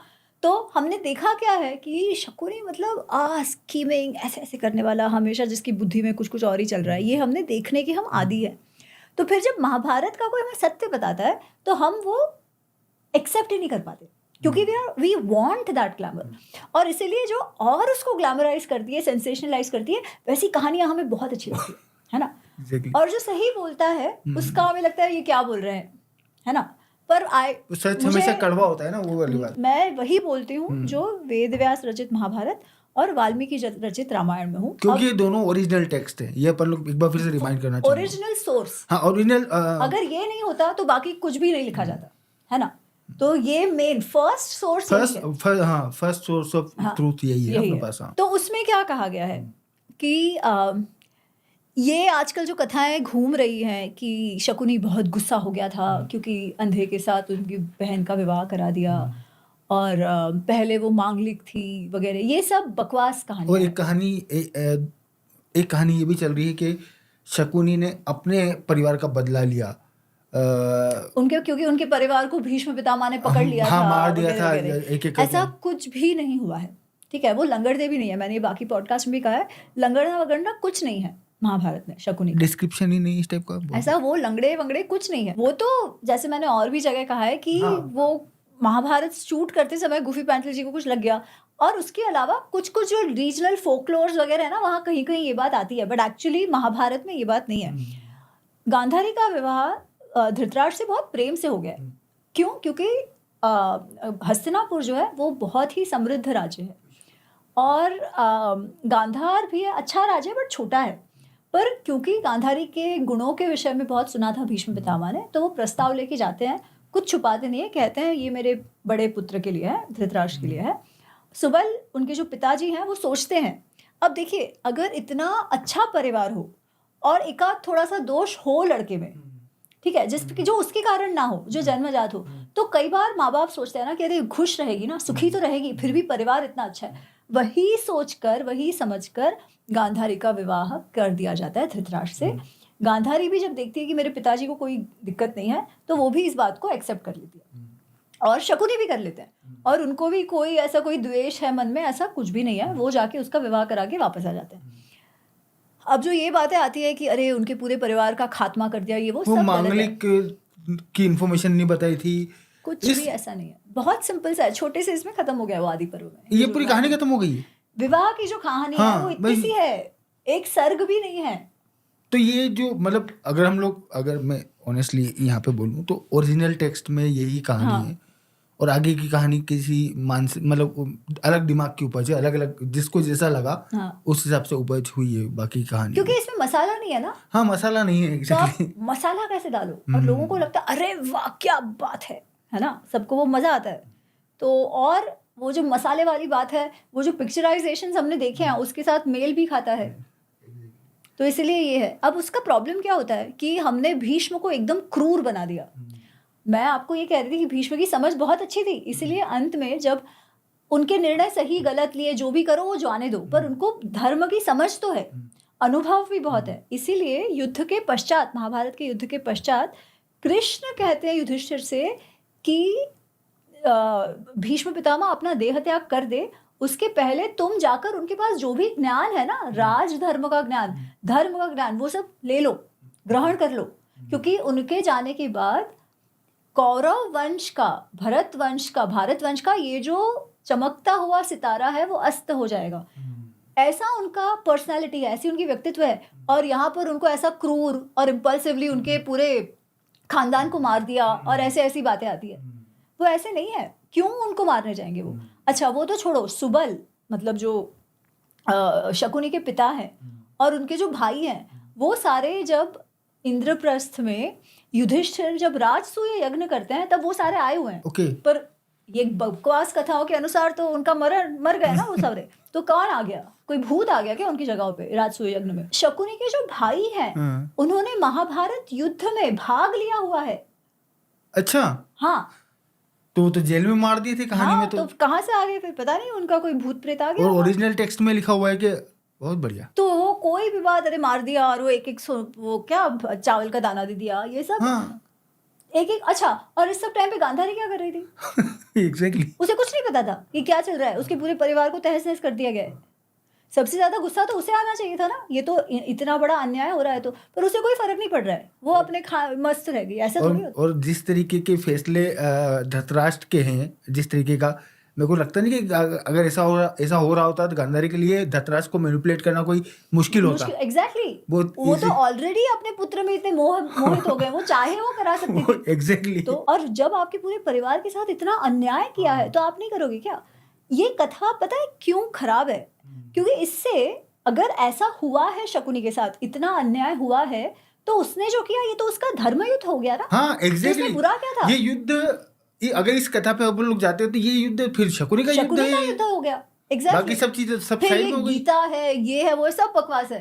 हाँ एग्जैक्टली, कृष्ण का कोई अर्थ ही नहीं है। हाँ। हमने एक ऐसी बकवास सी सेंसेशनल स्टोरी के कारण पूरे महाभारत, उसकी सीख, कृष्णावतार, सबकी धज्जियां उड़ा दी।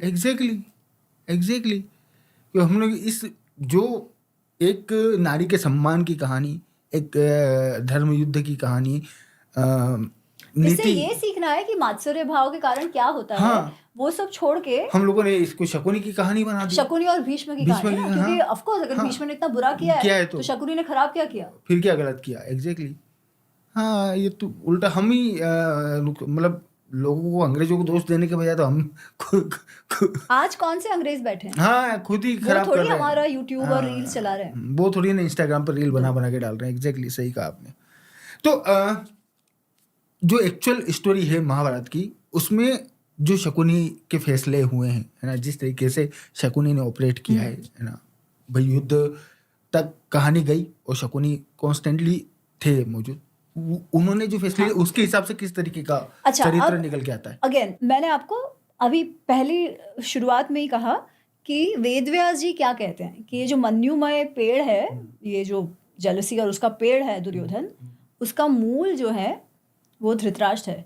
जिस स्कंध पे वो खड़ा है, वो पेड़, वो कर्ण है। शकुनी तो केवल शाखा है, सिर्फ शाखा है। शाखा शकुनी को खा गया, तो क्या वो पेड़ का भाग है? हाँ, पर क्या मूल और स्कंध के बिना वो शाखा खड़ी रहेगी क्या? मतलब दुर्योधन नामक पेड़ को सहारा वो नहीं दे रहे, भाग उनका है उसके पोषण में, है ना, पर वो की कैरेक्टर नहीं है। वो द्यूत में बहुत एक्सपर्ट है, ये डाउट अनडाउटली, ठीक है, द्यूत में वो एक्सपर्ट, इसका डिस्क्रिप्शन हम लोगों को मिलता है, इसका डिस्क्रिप्शन है कि वो द्यूत में बहुत एक्सपर्ट है। परंतु हर बार जो अलग अलग स्कीमिंग कर रहा है दुर्योधन, वो केवल शकुनी नहीं, उसको शकुनी की बुद्धि नहीं है, ये कर्ण, कितनी बार तो कर्ण के आइडियाज है, शकुनी के भी आइडियाज है, कर्ण के भी आइडियाज है। वो क्यों ऐसे कर रहे हैं? क्योंकि उनको अपने बेटी का बेटा है। हस्तिनापुर अगर दुर्योधन के पास आ जाता है तो गांधार के लिए भी तो अच्छा है, उतनी बात है ये, प्लस में और ज्यादा कुछ नहीं है। प्लस इनका अपना ग्रेड भी तो होगा ना, अगर ये दुर्योधन को सपोर्ट करते हैं, कल को दुर्योधन राजा बनता है तो इनका पद भी बढ़ेगा ना। उतनी सी बात है, उससे ज्यादा कुछ नहीं है। अच्छा, जब ये युद्ध होता है तो क्या सारी व्यू रचना और स्ट्रैटेजी शकुनी कर रहे हैं? नहीं, सेनापति तो सबसे पहले सेनापति कौन थे? 10 दिन तक तो भीष्म थे ना। अच्छा, अब भीष्म और शकुनी का इतना युद्ध, सबसे पहले तो भीष्म शकुनी को युद्ध में लेने क्यों देंगे? उनको पता नहीं होगा कि ये मेरे खिलाफ इतना बड़ा ये लेके बैठा है, कि वो मेरे कुल को ध्वंस करना चाह रहा है। तो भीष्म इतने बेवकूफ तो नहीं थे कि उनको पता ना हो ये एक जीवित रह गया है, तो उनको अक्ल नहीं होगी कि वो कुछ निकालेगा। पर ऐसा तो कुछ हुआ नहीं। तो सबसे पहले तो सेनापति भीष्म थे, तो जो स्ट्रैटेजी बनेगी वो तो उनके अंडर बनेगी। उसके बाद द्रोणाचार्य थे, उसके बाद कर्ण था, राइट? तो शकुनी कहाँ आए इस सब में? और इनफैक्ट कर्ण की मृत्यु के पहले शकुनी की मृत्यु हो गई है। अच्छा, पहले? हाँ, कर्ण का मृत्यु बाद में होता है। कर्ण की मृत्यु 17वें दिन पे होती है, इस शकुनी की मृत्यु होती है 16वें दिन पे। अननेसेसरी ग्लोरिफिकेशन हो रहा है ये तो। ग्लोरिफिकेशन भी नहीं, मतलब उसको जितना विलेनस बनाया जा रहा है शकुनी को, कदाचित वो उतना है नहीं। क्या वो बुरे हैं? Of course. क्या वो दुर्योधन को उकसाते हैं?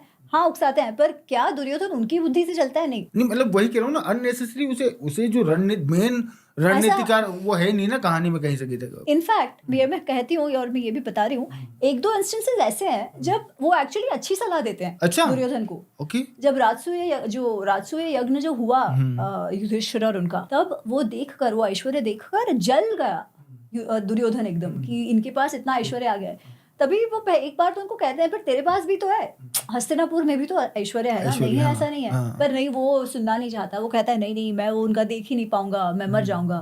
तभी वो कहते हैं चलो ठीक है हम द्यूत खेलेंगे, अगर तुमको इतना बुरा लग रहा है तो हम द्यूत खेलेंगे उनके साथ और उनको हरा देंगे। तो ये वो कहते हैं, पर सबसे पहले तो वो कह रहे हैं कि तुम्हारे पास भी तो है, जाने दो। फिर जब गंधर्व युद्ध होता है और दुर्योधन जब पकड़ा जाता है और कर्ण वहां से भाग गया है क्योंकि उसे बहुत लगा है, तो दुर्योधन को छुड़वाते हैं पांडव। तो जब पांडव छुड़वाते हैं तो ऑब्वियसली दुर्योधन को अहंकार पे चोट है ना, कि जिनके सामने वो दिखावा करने गया था अपना ऐश्वर्य का, उन्हीं को उसे छुड़ाना पड़ा गंधर्व से, और उन्होंने छुड़ाया भी। तभी फिर शकुनी उसे कहते हैं, वो कहते हैं देख उन्होंने इतना सब हमने किया है फिर भी उसने तुम्हें छुड़ाया, अब तुम भी उदार दिल रखो और उनको दे दो वापस इंद्रप्रस्थ। ये शकुनी के वर्ड्स हैं, ये शकुनी के वर्ड्स हैं, बहुत बढ़िया। पर फिर ये सुनने को तैयार नहीं है, वो कहता है नहीं मैं तो आमरण उपवास करूंगा, मैं तो मर जाऊंगा ये वो। तब वो क्या कहे, भांजा तो है। फिर कर्ण वापस आता है और कहता है अरे तुम चिंता मत करो, मैं हूं ना, ऐसे मार दूंगा, वैसे कर दूंगा, फलाना कर दूंगा, ठिकाना कर दूंगा। तो फिर वापस वो उसे लगता है हाँ हाँ ठीक है ये लोग तो मेरे लिए लड़ेंगे, और दुर्योधन चला जाता है। अच्छा, ये जो कर्ण नाम का कैरेक्टर है सिर्फ शकुनी नहीं है जिसे ग्लोरीफाई करने की कोशिश हो रही है, जिसका चरित्र पूरी तरीके से बदलने की कोशिश हो रही है, दानवीर कर्ण। मतलब लिटरली मेरे को कभी कभी ऐसा लगता है जब मैं यूट्यूब वीडियोस और इंस्टाग्राम देखता हूँ कि इस दुनिया में कर्ण से महान आदमी आज तक पैदा ही नहीं हुआ। हर आदमी की महानता कम पड़ती कर्ण के आगे, रील्स के आगे। सो हम लोग थोड़ा सा कर्ण के कैरेक्टर के बारे में बात करना शुरू करते हैं। आपके इसमें आप तैयार हो जाइए, बहुत सारे द्वेष कमेंट्स आएंगे। कमेंट्स की बिल्कुल टेंशन लेने की जरूरत नहीं, क्योंकि भाई अगर हम लोग कमेंट्स के डर से अगर हम लोगों ने जो, मेरे को तो कोई नहीं है, मेरे को तो गालियां बहुत पड़ती है, बट कोई फर्क नहीं पड़ता।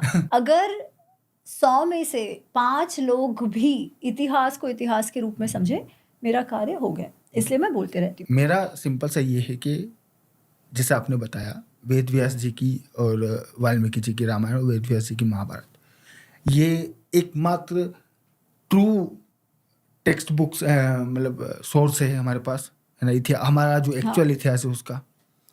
अब अगर कोई इसको झूठा बता के अपने मन से अगर लिखता है और अपने मन से कहानी बताता है, अगर हम लोग उसे झूठा बोलते हैं या उसे काउंटर करते हैं और उसको लेके कोई अगर मुझे गाली देता है, आपको गाली देता है, तो वो गाली सुनने में हम लोगों को कोई बुराई भी नहीं, क्योंकि यार एक्चुअल इतिहास तो वही है ना। उसको आप कैसे भाई, या तो आपके पास टाइम मशीन है और आप जाके वहाँ देख के आ गए हो और आप अपने हिसाब से लिख रहे हो, हाँ, तो ऐसा तो है नहीं। अगर आप उसको झुटला रहे हो तो फिर तो कहानी। अच्छा, लोग इसमें कहेंगे कि नहीं ये तो सबके इंटरप्रिटेशंस अलग अलग हो सकते हैं। ठीक है, बात सही है, एक सत्य है, एक स्थिति उपस्थित हुई है, उसको 10 लोग अलग अलग तौर पे देख सकते हैं, परंतु आपको जो देखना है उसके लिए आप स्थिति को ही तोड़ दो तो ये तो सही नहीं है ना। स्थिति तो वही आपको रखनी होगी। और अब वहां से मैं कर्ण की शुरुआत करती हूँ। उसके पहले मैं एक बात बताता हूँ, कई बार लोग ये कमेंट्स करते हैं कि अरे इसको तो ये तो कर्ण से को हेट करती है, ये है। बाबा, जैसे पांडव और कौरव हमारे पूर्वज हैं, वैसे कर्ण भी हमारे पूर्वज ही हैं, है ना, सभी हमारे पूर्वज हैं। Exactly. इसमें अच्छा बुरा लगना, द्वेष होना, ये सब कोई बात ही नहीं है। इतिहास हम इसीलिए पढ़ते हैं ताकि उनके जीवन में उनके द्वारा जो गलतियां हुई वो हम ना करें, और उन्होंने जो अच्छे कार्य किए वो हम सीखें, इसके लिए इतिहास है। और अगर वो सही सीख लेनी है तो बहुत ही ऑब्जेक्टिव आकलन सभी व्यक्तित्वों का करना होगा। तो इतनी बात है, और इतना अगर मन और बुद्धि खुला रख के हम सोचे तो ये दिक्कतें नहीं आएंगी। पर हम इमोशनली इन्वेस्ट हो जाते हैं हर एक कैरेक्टर में, है ना, कि अरे हमको लगने लगता है अरे कर्ण तो मेरा ही दादा या अर्जुन तो मेरा ही चाचा, ये हो जाता है। इसके कारण हम आकलन सही से नहीं कर पाते व्यक्तित्व का। एनीवेज, अगेन चलते हैं, वेद व्यास जी ने क्या कहा कर्ण के बारे में। मैं जो एक श्लोक बोलती हूँ वही बोल रही हूँ कि दुर्योधन नामक पेड़ का जो स्कंध है वो कर्ण है। ठीक है, अच्छा, अब मैं जो कह रही थी कि अच्छा ये बात वेद व्यास जी कह रहे हैं, मैं नहीं कह रही हूँ, कि वो इतना जो खड़ा है दुर्योधन नामक पेड़, वो अगर कर्ण नहीं होता तो नहीं गिरता। मतलब उसका पोषण करने वाला, वो द्वेष का, मात्सर्य का पोषण करने वाला कहीं ना कहीं कर्ण ही है। अब जो मैं कह रही थी कि इंटरप्रिटेशंस आपकी अलग अलग भी हो, पर आप फैक्ट को तो चेंज नहीं कर सकते ना। Exactly. एक फैक्ट को आप 10 तरीके से देखो, समझ सकते हैं। जैसे कुंती माँ ने कर्ण को त्याग दिया, इस बात को कोई कहे कि हाँ कुंती माँ की मजबूरी थी, कोई कहे उन्होंने बहुत गलत किया है। ये अपना अपना इंटरप्रिटेशन हो सकता है, परंतु क्योंकि आपको किसी कैरेक्टर के साथ सहानुभूति बनानी है, इसीलिए आप फैक्ट चेंज कर दो, ये तो सही नहीं है। जैसे कि कर्ण को हम सूत कहते हैं, है ना। सूत को सबने कहीं ना कहीं for the lack of a better word शूद्र बना दिया है, ठीक है। सूत मतलब शूद्र नहीं होते। और जब हम ये बात समझेंगे तो आधी बातें वैसे ही समझ आ जाएगी। लोग कहते हैं कि अरे उसको तो सूत पुत्र कह के उसकी अवहेलना कर दी गई, उसका इंसल्ट किया गया। पर क्या सूत होना इंसल्ट है? नहीं। संजय को भी सूत कहा गया है कितनी बार, क्योंकि वो सूत है। जैसे विदुर हैं, उनको क्षाक्त कहा गया है। क्षाक्त मतलब क्या, कि जो एक ब्राह्मण पिता और शूद्र माता के बच्चे हो, अच्छा, ठीक है, या क्षत्रिय पिता या शूद्र, ऐसे वो 2-3 हैं, उनको क्षाक्त कहा जाता है। तो मिक्स जाति के, तो उनका आइडेंटिटी वो जातिवाचक शब्द है, ठीक है, उस प्रकार से कहा गया है। वैसे ही सूत जो है वो ब्राह्मण माता और क्षत्रिय पिता का जो यूनियन होता है, उसके बाद उनकी जो सारी प्रजातियां हैं, जो जाति, उनसे जो लोग प्रोजेनिस उनके बच्चे होते हैं, उन सबको सूत कहा जाता है, ठीक है। और ऐसे तो कितने सारे सूत महाभारत में हैं, जो योद्धा भी हैं, जो कथावाचक भी हैं, जो ऋषि भी हैं, सब कुछ है, ठीक है। एक उनका कार्य सारथी होना भी होता था, बट सारथी होना कोई गाली नहीं है जैसे हम आज समझते हैं।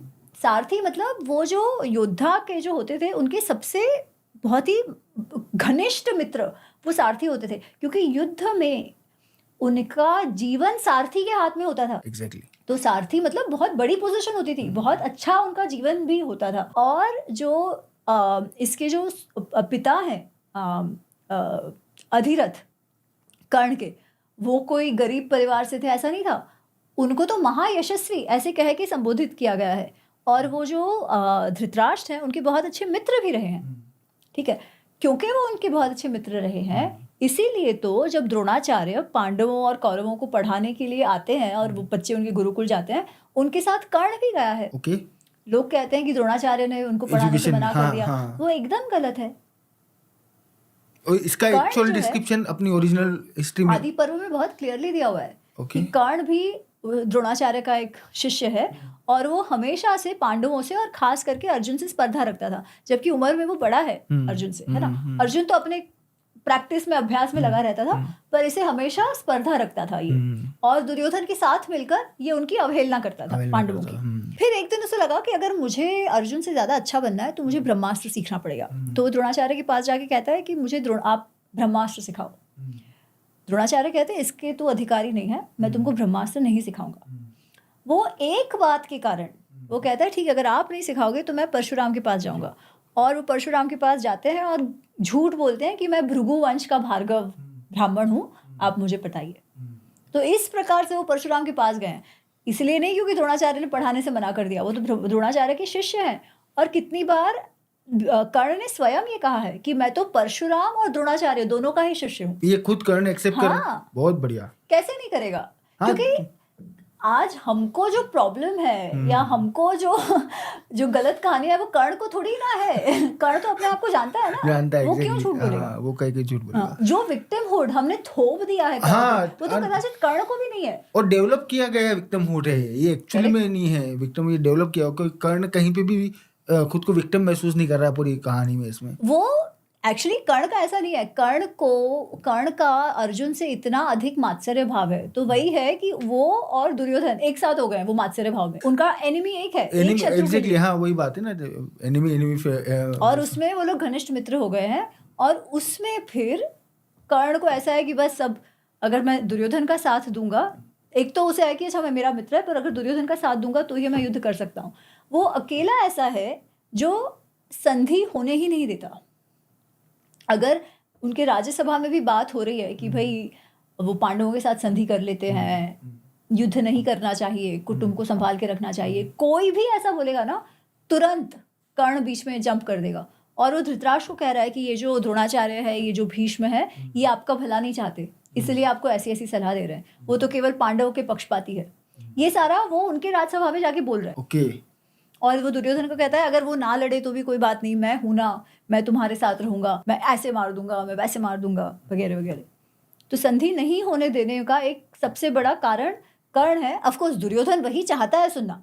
दुर्योधन अगर कर्ण कुछ और कहता तो शायद वो कर्ण को अपने साथ रखता भी नहीं।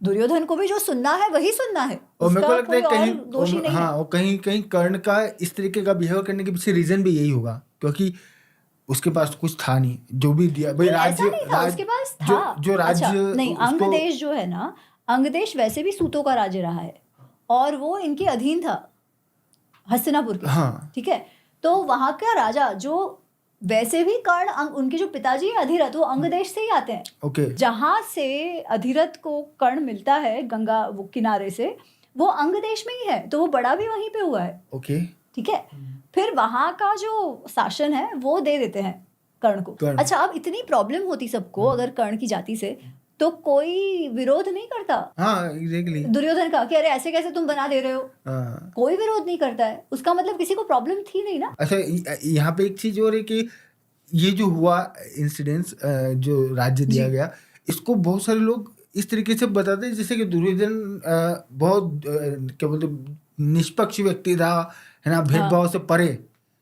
दुर्योधन को ये महान बनाने पे तो लोग अच्छा, ये इसलिए ना क्योंकि वो ये समझते हैं कि दुर्योधन और कर्ण एक दूसरे को जानते ही नहीं थे, जबकि ऐसा नहीं है। वो लोग तो गुरुकुल में साथ थे और तब से उनकी सांठगांठ है। और दुर्योधन को पता था कि कर्ण के मन में अर्जुन के प्रति हेट्रेट है, और अगर मैं जाऊंगा तो ये साथ कर्ण देगा। आता है तो दुर्योधन बहुत खुश हो जाता है कि हाँ, अब ये परशुराम के पास से सीख के आ गया है, तो मुझे जो अर्जुन से डर है, अब ये मेरे पास उसके जैसा कोई आ गया है।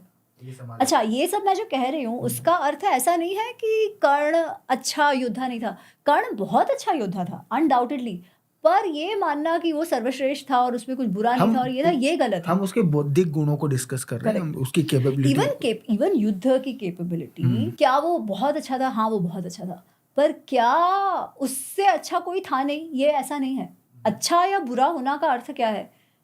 अगर आपका किसी के साथ युद्ध होता है तो आप उससे जीतते हो या हारते हो, है ना? बात है। तो जब विराट युद्ध हुआ है ना, मत्स्य देश में, तब अर्जुन ने अकेले हाथों सबको हरा दिया है, जिसमें कर्ण भी एक है। अच्छा, जब द्रौपदी का स्वयंवर हुआ है तब ब्राह्मण के वेश में है पांडव, ठीक है, पर जब एक ब्राह्मण, क्योंकि अर्जुन को सब ब्राह्मण समझ रहे हैं, वो द्रौपदी को जीत कर ले जा रहा है, तब सारे जो क्षत्रिय राजा हैं वो मैदान में आ जाते हैं कि ऐसे कैसे वो ब्राह्मण को ले जाने देंगे।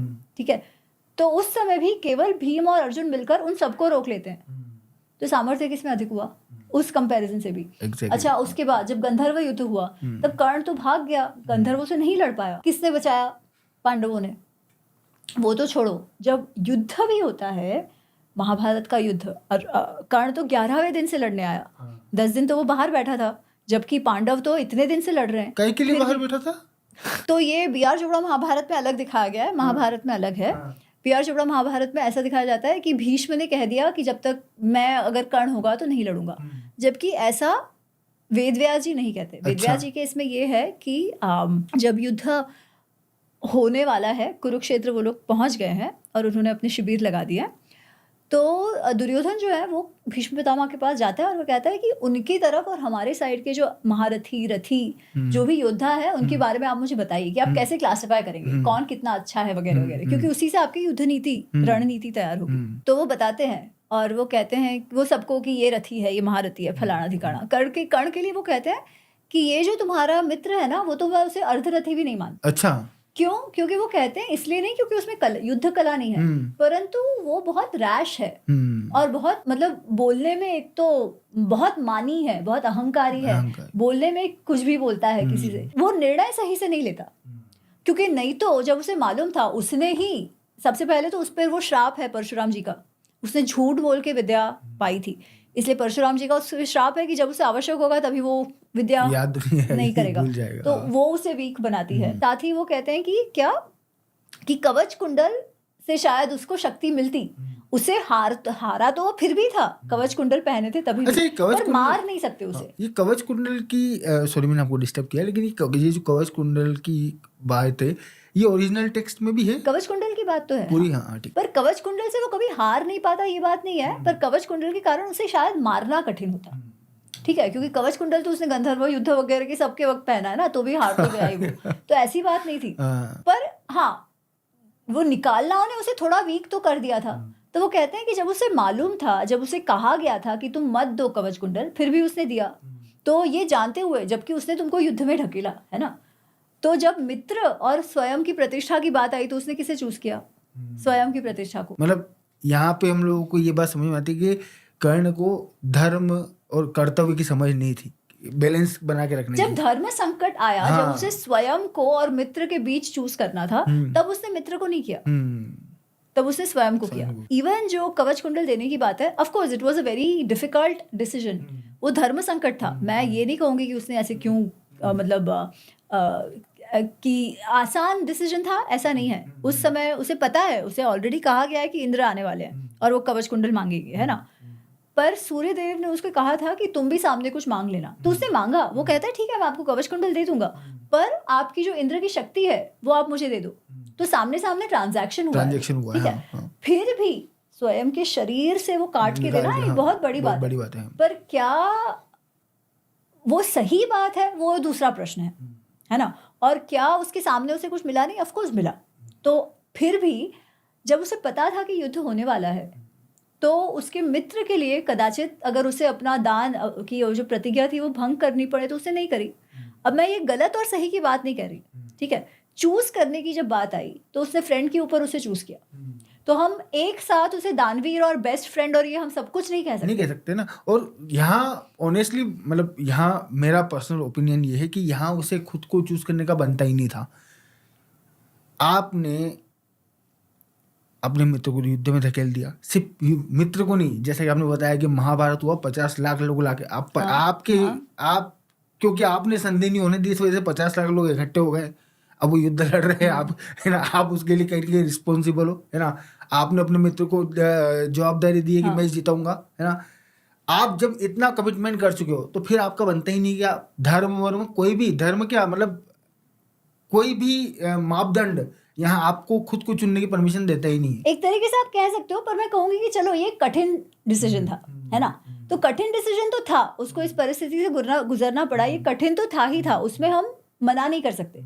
पर बात ये है कि अगर आप ये भी, चलो इस बात को भी जाने देती हूँ, ठीक है, कि ये कठिन डिसीजन था किसी के लिए भी इस परिस्थिति में, जो एक या दूसरे को चूज करना बहुत कठिन था। तो इस बात को जाने भी दूं तो भी आपके कारण अभी युद्ध हो रहा था।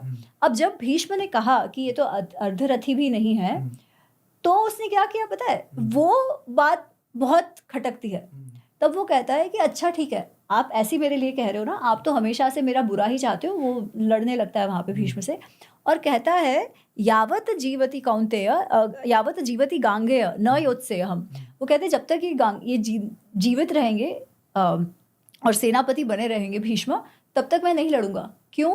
क्योंकि मैं तो लड़ूंगा और अपना पराक्रम दिखाऊंगा, पर उसका जो क्रेडिट है वो सेनापति को मिल जाएगा। तो जो युद्ध के लिए वो इतना तत्पर था, उस युद्ध में 10 दिन वो बाहर बैठा। अब क्या उससे उसके मित्र को नुकसान नहीं हुआ? ऑब्वियस सी बात है। तो चलो वो तो कठिन डिसीजन था, पर इसमें तो उसे उसका अहंकार बाजू में रखना आवश्यक था ना। तो ये सेकंड फेलियर है, ऑब्वियसली बात है, ये सेकंड फेलियर। अगर उसका मैं चलो छोड़ भी देती हूँ, क्योंकि वो कठिन डिसीजन था किसी के लिए भी। हम अगर उसकी पोजीशन में हो तो हम भी सही डिसीजन क्या है वो कह नहीं पाएंगे, है ना। ये लेंगे तो भी कोई कुछ बोलेगा, वो लेंगे तो भी कोई बट यहाँ तो कुछ, ये तो बहुत क्लियर है। यहाँ तो कोई बलिदान भी नहीं था, यहाँ तो सिर्फ अपने अहंकार, अपने अहम का बलिदान देना था। तो इसलिए वो 10 दिन बाहर बैठा। अच्छा, कर्ण की मौत की जो मतलब युद्ध में जब वो कर्ण की डेथ होती है, डेथ की कहानी एक्चुअल टेक्स्ट बुक में क्या है? कि वो पहिया फंस गया था, वो पहिया उतारने के लिए पहिया फंस गया था, ये बात तो है, नीचे उतरा और पर ये पता है वो बात होती है कि उसने मारा तो अर्जुन का 3 पीछे गया है और वो 10, ये सब ऐसी कोई कहानी नहीं है उसमें, है ही नहीं, ऐसी कोई कहानी नहीं है। वो जो उन दोनों के बीच युद्ध हुआ है वो बहुत भयंकर युद्ध हुआ है। कर्ण भी बहुत अच्छा योद्धा है, ठीक है, टक्कर का है, नो डाउट। परशुराम जी और 2 बड़े गुरुओं ने ट्रेन किया है, तो ऑब्वियस बात है। करेक्ट। तो दोनों ही एक दूसरे पर अपना अपना सामर्थ्य दिखा रहे हैं, दोनों के शरीरों में बाण घुस गए हैं वगैरह वगैरह। कितनी सारी बार कर्ण ने अर्जुन का बाण तोड़ दिया है, पर वो भी अचंभित रह जाता है कि उसके दूसरे बाण चलाने से पहले ही वो अपनी दूसरी प्रत्यंचा भी चढ़ा देता। तो दोनों के सामर्थ्य का डिस्क्रिप्शन आता है, ठीक है। अच्छा, फिर क्या होता है कि उसका पहले तो वो ब्रह्मास्त्र चलाने, जो परशुराम जी का अस्त्र था, वो चलाने का प्रयत्न करता है, पर उसे याद नहीं आता है, इसलिए थोड़ा सा वो विचलित हो जाता है। तब वो पहिया फंसने लगता है, ठीक है, इसलिए वो नीचे उतरता है। अच्छा, अब पहली बात तो कितनी बार लोगों के रथ टूट जाते हैं, वो दूसरे रथ ले लेते हैं, ठीक है। या फिर जो उस लेवल के योद्धा है, अर्जुन ने तो कितनी बार नीचे से लड़ाई करी है, रथ टूट भी जाए तो पहिया उस समय उठाने जाने का तो कोई अर्थ ही नहीं था। क्यों आप पहिया उठाने गए हो? Basically he was trying to save time, क्योंकि वो भूल गए थे अपना वो, है ना, वो याद करने की कोशिश कर रहा था। हाँ, और तभी वो कहता है अर्जुन को कि मैं नीचे उतर रहा हूँ, तुम मेरे से लड़ना मत, ये तो धर्म के विरुद्ध होगा। और कृष्ण कहते हैं कौन सा धर्म? तुमने कौन से धर्म का पालन किया है ना? आज तक कोई धर्म का पालन तुमने किया नहीं, अब तुमको धर्म की याद आ रही है जब तुम्हारी बात है। तो वो तब कृष्ण से कहते हैं कि इस पर तुम चलाओ, ये योद्धा ऐसा है कि जिसके साथ तुम युद्ध कर सकते हो। क्योंकि उसके पहले ही कितने ऐसे प्रसंग आए हैं कि अर्जुन ने भी जमीन पे भूमि से युद्ध किया है। अच्छा, उसके बाद करता भी है कर्ण भूमि से युद्ध। ऐसा नहीं है कि युद्ध नहीं हो रहा है और वो पहिया निकाल रहा है तब उसका गला काट दिया, ऐसा नहीं है। वो लड़ाई कर रहा है, तब जाके लड़ाई करते समय अर्जुन ने फिर उसे मतलब एक सम्मानजनक मौत हुई है, सम्मानजनक युद्ध हुआ है। युद्ध करते करते वो ये हुआ है, इसलिए पहिया फंस गया। वो निकालने का प्रयत्न करता है, निकलता नहीं है, ये सब बातें होती है, पर फिर वो वापस लड़ाई करने लगता है। वो कोई निकालते समय उसका गला काट दिया, ऐसा नहीं है। मतलब इसे जो विक्टिम की एक डेथ बनाने की कोशिश की जा रही है वो नहीं है। ये आधा तो ये एक तो इंस्टाग्राम इन पे फर्जी वाला। फिर उसके बाद एक बात आती है कि वो जब मरा तब कृष्ण बहुत रोए, ऐसा भी कुछ नहीं हुआ है, ठीक है। और वो कहते हैं कि अच्छा, उसे जब लगा वो इतना गिरा था, वो तो इतना बड़ा दानवीर था कि उस समय कृष्ण उसके पास भिक्षुक बन के आए और उसने अपने सोने का दांत निकाल के दे दिया, क्योंकि उसके पास कुछ नहीं था। अरे बाबा, वो जीवित ही नहीं था, वो तुरंत मर गया, पहली बात। और अगर नहीं भी मरा होता तो उस युद्ध भूमि पे कौन सा भिक्षुक उस समय आएगा और उसी के पास जाके 50 लाख लोग जहाँ लड़ रहे हो वहां पे कौन सा भिक्षु आएगा? वो कहाँ समझ में पड़ रहा है कौन कहाँ क्यों नहीं? इसलिए वो कहते हैं कि कृष्ण आ गए उसकी टेस्ट करने के लिए, बट नहीं, वो हुआ ही नहीं ऐसा। उसका सिरच्छेद होके वो गिर गया। वही कहा ना मैं, इंस्टाग्राम और इसकी हिस्ट्री सबसे ज्यादा खैर इस पे तो क्या ही मैं कह रही हूँ ना कि जैसा कर्ण ने भी अपने आप को जितना बेचारा नहीं समझा, उतना बेचारा बना दिया, लोगों ने बेचारा बना दिया। कदाचित उसे पता चले कि आज उसे ऐसे बेचारा कर रहे हैं तो उसे भी अच्छा नहीं लगेगा, क्योंकि वो अपने आप को योद्धा मानता था। और सिर्फ बेचारा नहीं बनाया, अब उसके ऊपर तड़का लगाने के लिए जातिवाद भी उसमें घुसा दिया उसको, है ना। जातिवाद का हीरो, मतलब उसको जोड़ के उसका हीरो बना दिया उसे कि भाई ये हमारा हीरो है। क्या कठिन पोजीशंस नहीं आई थी उसके जीवन में? ऑफ कोर्स आई थी, स्पेशली जब उसे कृष्ण जाके कहते हैं कि तुम कुंती के पुत्र हो, है ना। भावनात्मक है वो बात। उस समय वो भी जब युद्ध होने वाला है तो ऑफ कोर्स वो चाह रहे थे कि कदाचित युद्ध रुक जाए, इसलिए वो कहने का प्रयत्न कर रहे हैं, पहले नहीं कहा। कुंती माँ की भी ऐसी विवश परिस्थिति की कहे ना कहे हुआ है, बट अभी वो है ना कि अगर इससे युद्ध बच जाता है तो चलो कह दूं। तो ऑफ कोर्स उसके साथ भी ऐसे कठिन परिस्थितियां आई है, पर किसके जीवन में कठिन परिस्थितियां नहीं आई है? सभी के तो जीवन में आई है। फिर वो कृष्ण हो, श्री राम हो, पांडव हो। वो पांडव का तो जन्म भी जंगल में हुआ और हर कुछ वर्षों में जंगल में उनको भेज दिया गया, है ना। तो ऐसा तो नहीं है कि किसी के साथ भी कुछ बुरा नहीं हुआ जीवन में, यही तो जीवन है। पर उस परिस्थितियों में भी हम कैसे निर्णय लेते हैं, उसी से हमारा जो व्यक्तित्व है, हमारा जो कैरेक्टर है, वो पता चलता है ना। अच्छा, अब थोड़ा सा हम लोग अर्जुन की तरफ मूव करते हैं। अब वैसे महाभारत इतनी बड़ी है, एक पॉडकास्ट में हम लोग सारे कैरेक्टर डिस्कस कर लेना नामुमकिन है। अगर सब करने जाएंगे तो कोई उस डिस्कशन का कोई मतलब ही नहीं बनेगा। तो हम लोग जितने हम लोग डिस्कस कर सकते हैं उतने डिस्कस करेंगे। और आपको परमानेंट टिकट करवा लिया है, यहाँ रूम बनवा रहा हूँ मैं। हर थोड़े दिन में आपको आना पड़ेगा ताकि आप जनता के सवालों के जवाब हम लोग दे सके, क्योंकि मतलब जो ओरिजिनल टेक्स्ट के बेसिस पे बात कर रहा है, मेरे हिसाब से उसे कॉन्स्टेंटली बोलते रहना चाहिए और जनता को भी उसे सुनना चाहिए। पर मैं ये भी कहूंगी कि इसीलिए मैंने पुस्तकें भी लिखी हैं। हाँ, तो मैं सबसे विनती करूंगी कि अवश्य पढ़िए। हाँ, और ये जो आपने बुक्स लिखी है डिटेल में, वेल रिसर्च जो बुक्स हैं, इनको जनता को पढ़ना चाहिए, है ना। तभी ये जो भ्रांतियां हैं वो तभी दूर होगी। एग्जैक्टली। और मैं कहती हूँ कि अगर आप पढ़ सके तो प्लीज ओरिजिनल पढ़िए। पर वो बड़ा है, 6 वॉल्यूम्स में है, पर एटलीस्ट इससे शुरू नहीं। बट जो आपने जो वेल थॉट आउट, मतलब वेल रिसर्च्ड जो पार्ट्स आपने काट के डाले हैं, मेरे सबसे अगर शॉर्ट में शुरुआत करनी हो, क्योंकि क्या होता है, मैं एक बार ऑनेस्टली बोलूँ, मैं खुद का एग्जाम्पल देता हूँ और ये पूरी ईमानदारी से एग्जाम्पल दे रहा हूँ। मेरे को एक दिन मैं किसी रिलेटिव के पास गया, एजेड पर्सन थे, तो उन्होंने, मैं क्या धार्मिक पर्सन बिल्कुल भी नहीं हूँ, साल में सिर्फ एक बार भगवान की पूजा करता हूँ, माता की, वो भी मम्मी धक्के मार के मेरे को दिवाली के दिन बिठाती है पूजा में। तो ऐसे मेरे रिलेटिव थे, उन्होंने मुझे बहुत डांटा है ना कि तू धार्मिक पर्सन नहीं है। अच्छा, आपको मैं एक बात रोकूंगी इस पे, इस शब्द के कारण। ये कहना कि मैं धार्मिक पर्सन नहीं, उसका अर्थ क्या हुआ पता है? धर्म का अर्थ क्या? धर्म मतलब कर्तव्य परायणता भी होती है। धर्म मतलब न्याय की का आग्रह भी होता है ना? ये जो आप जो रिलीजियस रिचुअल्स की बात कर रहे हो, सिर्फ वो तो एक छोटा सा भाग है। छोटा सा तो भाग। अगर आप कह रहे हो कि आप धार्मिक पर्सन नहीं हो, उसका मतलब कि आप कर्तव्य परायण नहीं हो, न्याय का आग्रह आप नहीं रखते। इसलिए धर्म के शब्द को हमें बहुत अच्छे से करना होगा। समझना। ओके। जो कर्तव्य परायण है, फिर वो 5 घंटे पूजा करे ना करे उससे फर्क नहीं पड़ता। भाव क्या है, क्या अपने कर्तव्य को निभा रहा है, अच्छा, मतलब वो भी धर्म है। धर्म की जो व्याख्या है ये इतनी संकीर्ण नहीं है, बहुत ब्रॉडर। धारयति इति धर्म, धर्म का अर्थ वो है जो हमको सस्टेन करता है। अब सस्टेन कैसे होगा? जब कोई भी सिस्टम जो है, कोई भी समाज जो है, वो कैसे आगे बढ़ता रहेगा? जब उस समाज के जो भी भाग हैं वो सब अपना अपना कर्तव्य उस सिस्टम की ओर निभाए, है ना? अगर नहीं निभाएंगे तो क्या होगा? वो सिस्टम टूट जाएगा। तो सबसे तो मेन जो धर्म का बेस है वही कर्तव्य परायणता और न्याय है। नीति, न्याय, ये कर्तव्य, ये सभी धर्म के उसमें। जब कृष्ण कहते हैं अर्जुन को कि तुम्हारा धर्म निभाओ, वो ये थोड़ी कह रहे हैं वहां बैठ के पूजा कर। Exactly. वो क्या कह रहे हैं कि तुम लड़ाई करो। इसलिए ऐसा आप कहना मत वापस। नहीं, मेरे को एक्चुअली मेरे माइंड में ये था कि दो धर्म की परिभाषा चल रही है। आज हम लोग जो धर्म की बात कर रहे हैं वो रिलीजन से रिलेटेड होती है। कि मैं बहुत ज्यादा रिचुअल्स नहीं करता। हाँ, पर मैं धार्मिक नहीं हूँ ये मत कहिए। ये तो एक तो क्योंकि धर्म की अच्छा बहुत ये हाँ, संकीर्ण कर देता है। अगर हम लोग धर्म शब्द यूज करते हैं तो फिर वो महाभारत के जो धर्म की ब्रॉडर है उससे कनेक्ट हो जाता है और उसका गलत। ठीक है, मैं आगे से ध्यान रखूंगा। वो केवल रिलीजन हो जाता है फिर। ये आगे से ध्यान रखूंगा और मैं लोगों को भी करेक्ट करूंगा इसके ऊपर।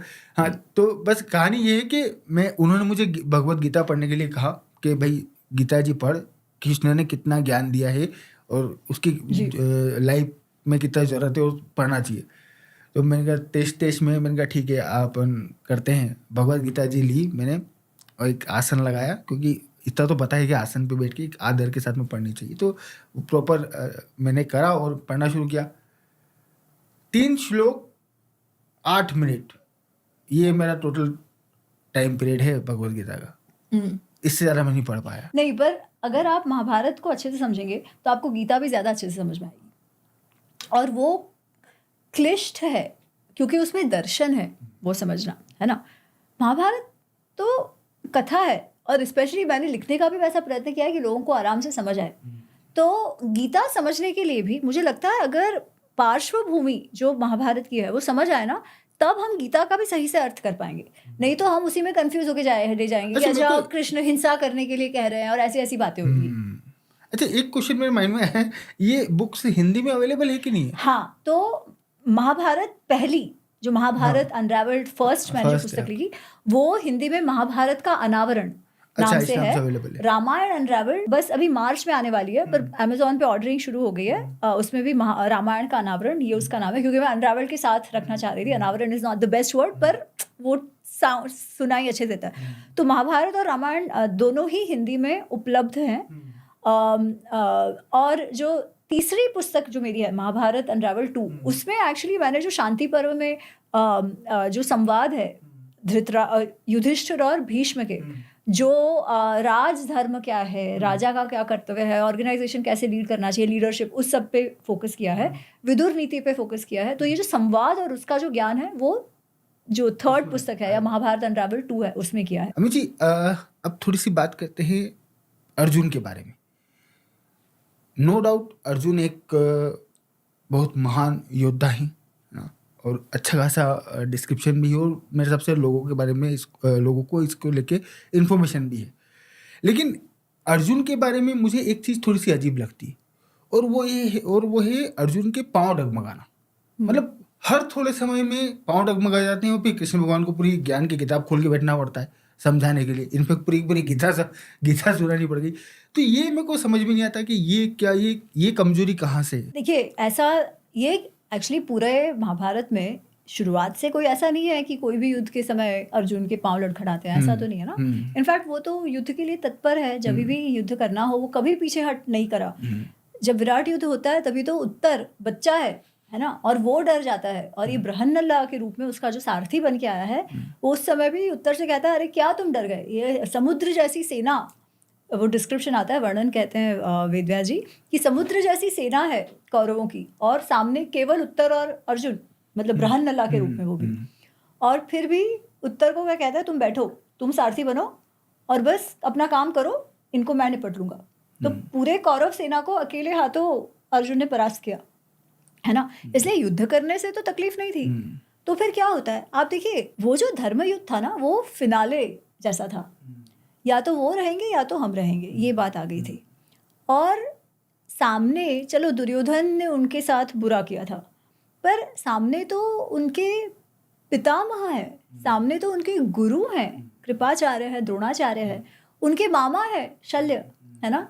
बाकी लोग भी जो है, ऐसा तो नहीं है कि, अच्छा ऐसा भी नहीं है कि सभी कौरवों से उनको तकलीफ है ना।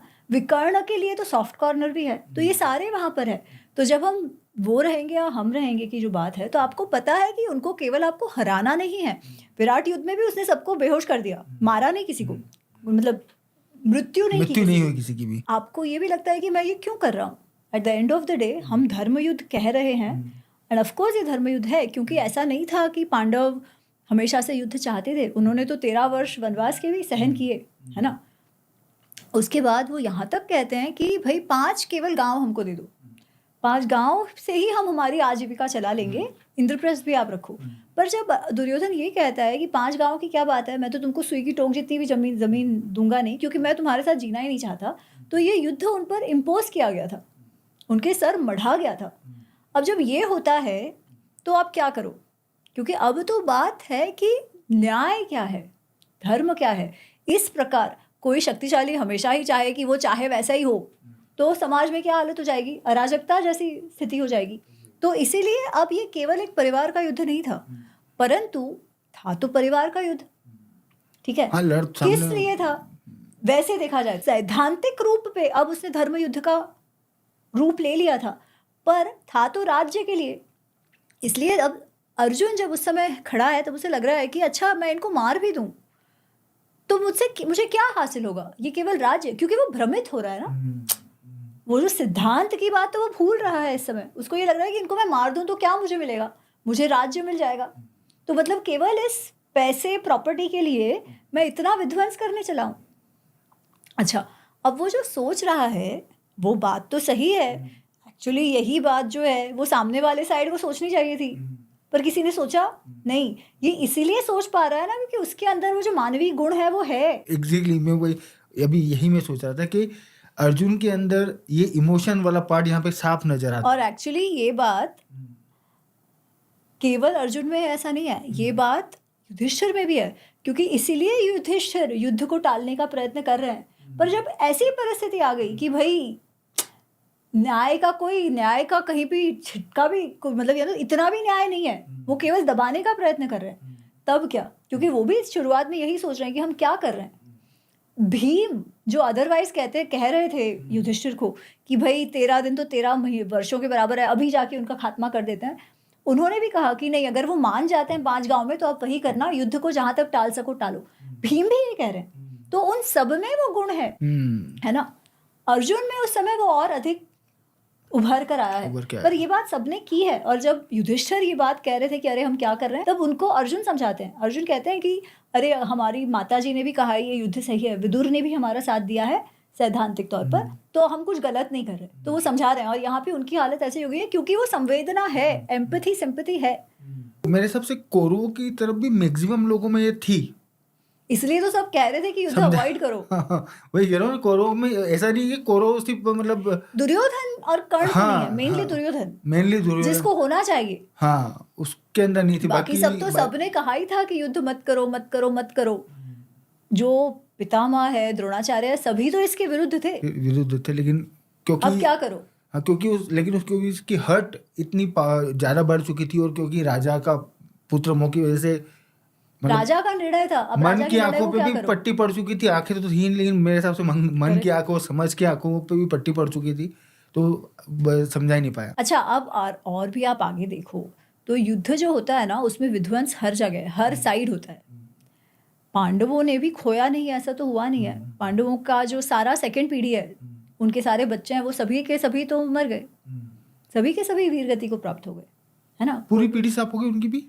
द्रौपदी के 5 बच्चे, अभिमन्यु, घटोत्कच, हीरावन, सबके सब तो मर गए। तो फिर उनका इसीलिए वंश आगे तो किसे बढ़ा? अभिमन्यु का पुत्र, इसीलिए तो परीक्षित से वो वंश आगे बढ़ा। अच्छा, उत्तरा प्रेग्नेंट है उस समय, अभिमन्यु की जो पत्नी है, सिर्फ वो लास्ट होप बची थी वंश की। तो इसलिए उसे जो डर है वो गलत थोड़ी ना है। एग्जैक्टली सही है फिर। और इसलिए बार बार फिर उसे कृष्ण याद करा रहे हैं कि ये तुम्हारे कुटुंब की बात नहीं है, ये तुम कुटुंब रक्षा, कुटुंब का विध्वंस की बात है ही नहीं, यहाँ पे और बड़ी बात है, बात धर्म की है, वो तुम भूल रहे हो। अच्छा, कृष्ण को लेके पता है मेरे मन में इतने सवाल है लिटरली, बट मेरे को लगता नहीं कि एक पॉडकास्ट मतलब अब यहाँ हाँ। जगह बची है एक, इसको हम लोगों को डेडिकेटेड पॉडकास्ट में कवर करना पड़ेगा, क्योंकि अपने आप में कृष्ण का जो रोल है वो बहुत विराट रोल है ना। मतलब सो हम लोग उसको किसी और पॉडकास्ट में कवर करने की कोशिश मुझे करेंगे। पता भी नहीं है, मैं लायक हूँ उनके विषय बात करने की। तो पता नहीं, जैसा कृष्ण चाहे। अभी अपन लोग थोड़ा सा बात करते हैं विदुर के बारे में। मुझे ऐसा लगता है कि विदुर जो कैरेक्टर है थोड़ा सा डाउन प्ले किया जाता है, मतलब down play in the sense कि अवॉइड कर दिया जाता है, छोड़ दिया जाता है, क्योंकि अर्जुन, कृष्ण, कर्ण, युधिष्ठिर, भीष्म पितामह, ये इतने बड़े कैरेक्टर है कि उसके, लेकिन मुझे ऐसा लगता है कि विदुर जो है काफी नॉलेजेबल पर्सन थे, धर्म की भी उन्हें समझ थी। आप थोड़ा सा डिस्क्राइब करेंगे? देखो, उन्होंने युद्ध में भाग नहीं लिया था ना, क्योंकि वो योद्धा नहीं थे। इस हिसाब से जब योद्धाओं की युद्ध की बात होती है तो उनका नाम कम लिया जाएगा, परंतु क्या ज्ञान के उसमें उनका नाम कम लिया जाता है? नहीं, एक बड़ा भाग है महाभारत का जिसे विदुर नीति कहा जाता है ना। विदुर नीति तो स्टैंड अलोन भी लोग पढ़ते हैं, नहीं पढ़ते तो पढ़ना चाहिए। विदुर नीति में इतना ज्ञान समाया हुआ है कि पूछिए मत। क्या तरीके? विदुर नीति आता है जब धृतराष्ट्र बहुत टेंशन में है कि अभी युद्ध होने वाला है, क्योंकि उन्होंने संजय को भेजा था संधि करने तो क्या, पांडवों को कहने कि आप मत मांगो अपना अधिकार, जहां हो वहां खुश रहो। संजय ने वापस आके कहा कि अगर युद्ध होता है तो आप उसके जिम्मेदार आप होंगे, पर मैसेज मैं कल दूंगा, तो अभी तो मैं जा रहा हूँ, पर कल सभा में आपको मैसेज दूंगा।